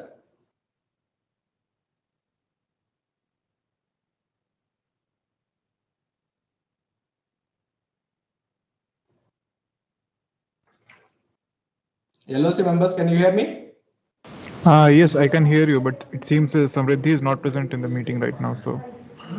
Okay, so then we'll go to the next one. Maybe after that we can take it up if it comes up.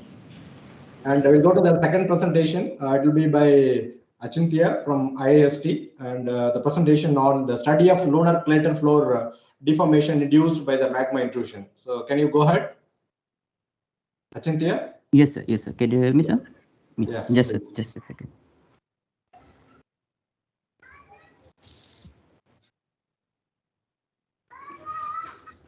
Can you see my presentation, sir? Yeah, your presentation is visible and it's full screen. You can go ahead. Okay, thank you, sir.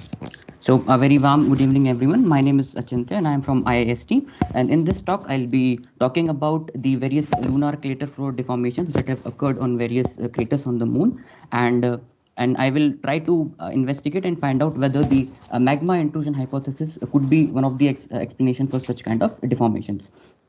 So basically, as you can see in this figure, what happens is that when the magma rises up to the surface through the layers of the moon, maybe because of lack of magma driving pressure or the less buoyancy effect, or maybe because of the increase in resistance by the crystal layers on the surface, somehow this magma is not able to come out of the surface, and as a result, it just stalls beneath those crystal layers, and which further uplifts this particular crater floor. And because of this reason, we see various kind of crater floor upliftments, which can be either in the form of convex shape or a flat kind of shape. So in a nutshell, in order to do this, two people, Joseph et al. And Michaud et al. Have already given their particular perspectives on this hypothesis. So we have simply followed their procedures, their methodologies, and we've applied those on a certain amount of floor craters, and we have tried to find out whether this hypothesis could be correct explanation for the upliftments. So beginning with, we have estimated the crater diameters, crater depths, and the intrusion depths for various amount of craters. And the important parameter is the elastic thickness, which is the thickness of the crystal layer, because of which the up to that particular thickness the elastic deformation occurs. Using this, we calculated the flexural parameter, which is defined as the wavelength or the lateral extent over which the deformation occurs. And once we get hold of this flexural parameter, we put this into the Michaud's criterion, and we can get with whether that particular crater will have a convex kind of upliftment or a flat kind of upliftment. So the work that I've carried out, so we have tried to plot figures between crater diameter and the flexural parameter. So what we could find that these two lines basically converge. The one reason could be that in the Michaud's work, the important parameter is the intrusion thickness, which supposedly goes on decreasing as we increase the crater diameter. And for the Joseph et al. Work, the important parameters, intrusion radius and thickness, they go on increasing, because of which we can see this kind of convergence. And on this figure, what we have done is we have selected some 4 convex floor craters, and we have tried to establish the same kind of relationship. One important feature that we could see is the crater number Mark 3, which is the point here. So it should have, with increasing diameter, it should have shown a decreasing trend, but it turns out that there is a slight increase in flexural parameter. The reason for this is that the intrusion thickness for this particular crater is high, as a result of which the flexural parameter goes on increasing. And since intrusion thickness is important parameter for the Meshot's criterion, we can see that it actually compiles with the fact that it is actually a convex floor crater. So in the nutshell, what we could have understand is that elastic thickness is the most crucial parameter, and the better and accurately you estimate this elastic parameter, more refined studies can be done and more better estimate can be obtained. And we can imply this elastic thickness, the values of this accurate estimation of elastic thickness in this intrusion hypothesis, and we could get much better clarity of the upliftments and whether this hypothesis is a correct explanation for these such kind of upliftments on the crater floor. That was all from my side. Thank you. Okay, thank you. Any quick questions from any of the participants?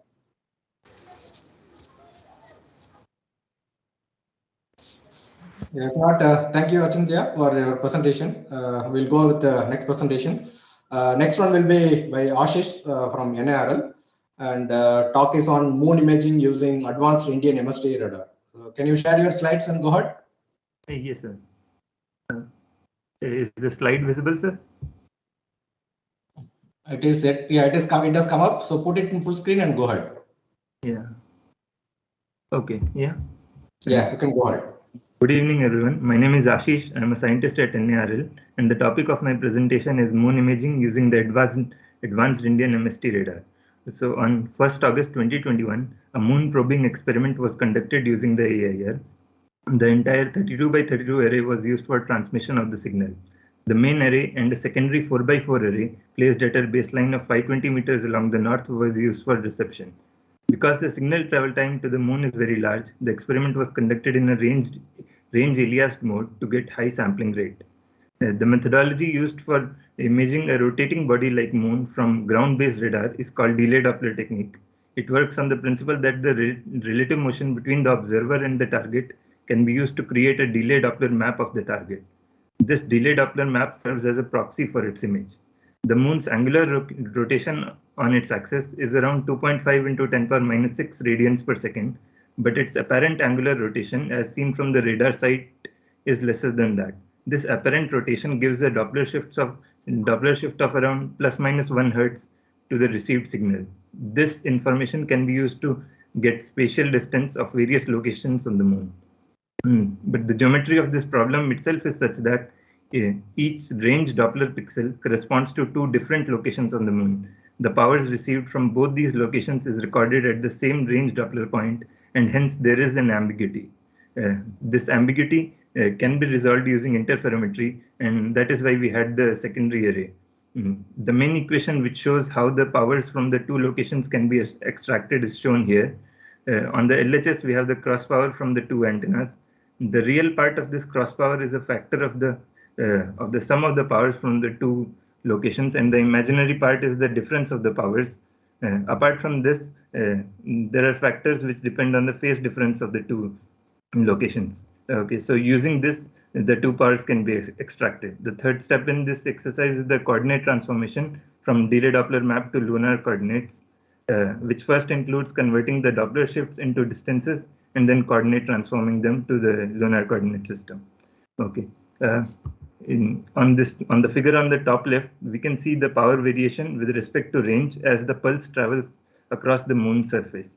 This knowledge is needed because the projection of the reflecting area at each range Doppler point changes with range. So all these powers need to be scaled appropriately using this curve to get to the same reference scale. In the right column, we can see the northern and southern hemisphere images of the moon. As can be seen, these images are very noisy. The main reason for this is that the SNR received in the second array is very less, as can be seen in the lower panel image compared to the first panel. Okay, so because of this low SNR, a new site has been selected for construction of a larger secondary array, and the plans for this are underway. But the reason we decided to present this here is that the algorithm for imaging has been realized. The technique has been developed. We are right now striving towards getting a better signal, And when that happens, better results will be available. Yeah, that will be all from me. Thank you. And you can reach me on this email ID. Yeah, thank you, Ashish. Any quick questions from any of the group members? Yeah, one question from Deepak Dinga. So could you not understand the specific application of this technique, especially when we have very high resolution images of the moon? It's a okay. So the high resolution images that we have, those are mainly in the optical regime of the electromagnetic spectrum. These ground based radars, they work in this MST radar. It is in the VHF range, and these waves, these signals, they penetrate deeper into the moon's crust, and so they can give us subsurface information of the moon. Using this, we can get the dielectric constant, for example, of the moon and the moon's surface. And yeah, yes, sir. Okay, thank you. And we'll move ahead with the other presentation. You can remove your presentation. The next one will be from Garima Soda, IIT Kanpur. We'll be talking on magnesium spinel exposures in SPA basin region on the moon. Can you share your slides and go ahead with the presentation? Garima? Yeah, put it in full screen mode. Please go ahead.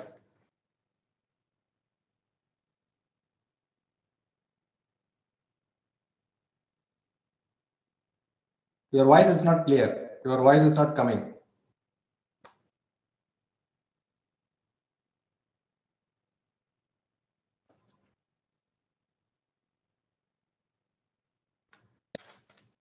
We are not getting your voice still. LOC members, are you getting their voice? No, I can't hear it. Error.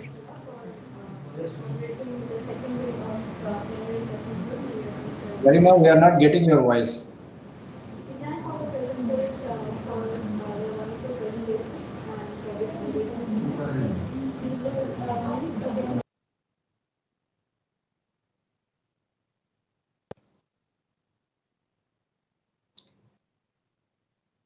By the time you fix it, can we go ahead with the next presentation? Yash, you are ready? Am I audible? Is it Yash? Yeah, yes, sir. Yeah. So Yash, so I will just tell. So Yash, next presentation will be from Yash, as Garima has some issues, so let her check it. And Yash from PRL he will be presenting on petrogenesis of non-creep lunar basalts and unidentified F-rich mantle source. So you can go ahead. Is my slide visible, sir? Is my slide visible, sir? You can go ahead. So good afternoon, everyone. Today in this presentation, I would like to discuss our results for a unique set of non-creep lunar basalts. So we study lunar meteorite Asuka 881757, which has age around 3.9 billion years, and also its associated pairs. These are the names. And starting from the hand specimen, these rocks looks different from other lunar basalts. And these differences are highlighted in this backscatter electron images. Here you can see that these basalts are very coarse-grained as compared to the other Apollo Mare basalts. And these differences well highlighted in the rare earth element pattern of these basalts. So as most of the basalts are thought to be the product of volcanism that are assisted by melting by assimilation of creep. So as creep assimilated with these Mare basalts, so these signatures have been obtained in these Apollo Mare basalts. But for Asuka 88157, these pattern are actually completely different. And for similar Asuka 88157 and other samples, we see that different patterns as compared to the Apollo Mare basalts. So now these basalts, basically from our trace element modeling, we understand that these basalts could be generated by low degree partial melting of some Fe-rich cumulate. So now these basalts do not require creep for their assimilation. And these possibly are formed as a result of low degree 3 to 4% partial melting. And similar results have been obtained for these three samples, which we plotted in the previous slides. So now these questions basically can help us understanding in the global perspective of the lunar chemical and thermal evolution, because these are these are lunar meteorites, they are possibly from the source different than Apollo missions. So our understanding from these non-creep basalt could provide us a global perspective. But however, these also point out to bigger questions, that if not creep, then what could have been the melting mechanism of these samples? Was it an impact related decompression melting, or was it something else? So this is something we are actually planning in this study. We are actually thinking about this. So this is our results, and this is very important in the sense that it provides an alternative perspective of the chemical and thermal evolution of the moon. So yeah, thank you, Yash. So any quick questions from any of the participants?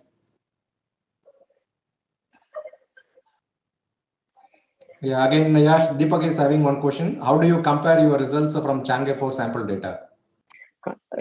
Chang'e 5 actually. Chang'e 4 is okay. Chang'e 4 actually. Chang'e 5 we have return samples, and these actually are showing similar results, so they also don't require creep assimilation.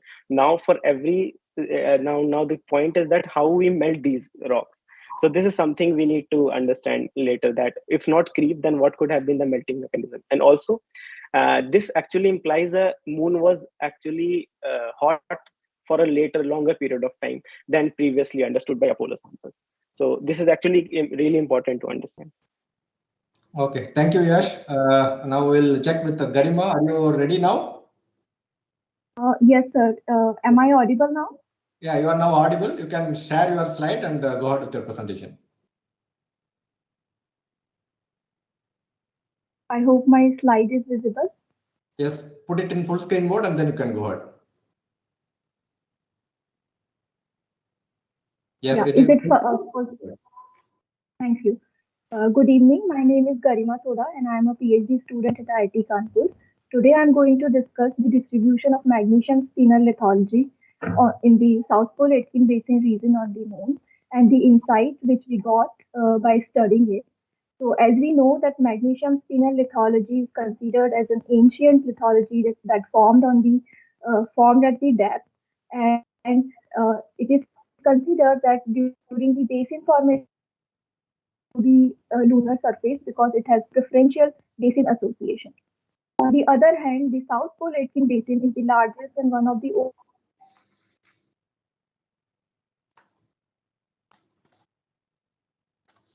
air crust, but also the some parts of the mantle. Therefore, the SPA is a strong potential candidate for excavating the magnesium spinel lithology to the surface. So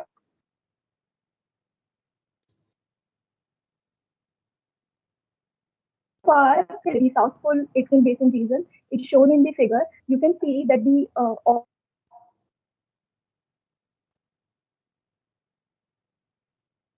along the SPA basin. So therefore, keeping this information in mind, and also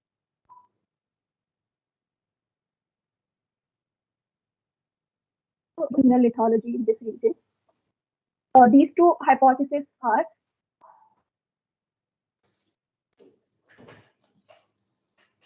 the SPA formation hypothesis suggests that you are intermittently losing your voice. Yes, sir. We are intermittently losing your voice. We are not getting your continuous voice. Okay, sir. I'll. Yeah, please go ahead. Go ahead. Now it's clear. You can go ahead. Magnesium spinel lithology, the pre-SPA formation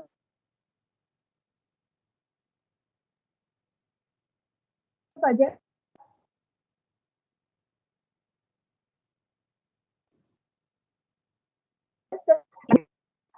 is exposed along the SPA basin ring.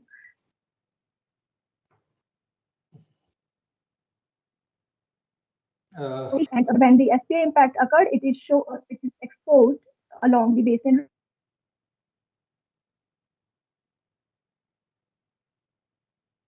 possibility. While the post-SPA formation hypothesis suggests that this particular lithology postdates the SPA impact when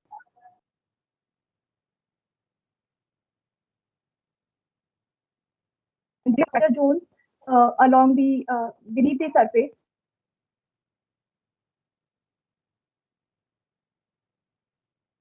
which led to the magnesium spinel formation in this zone. And the later impact tapped into this zone and excavated this particular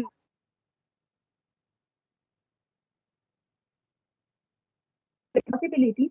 We can put the better constraint on the origin and the age of the magnesium spinel lithology on the moon, which is a big unknown for now. Yeah, thank you, Garima. We are. You can refer to my poster.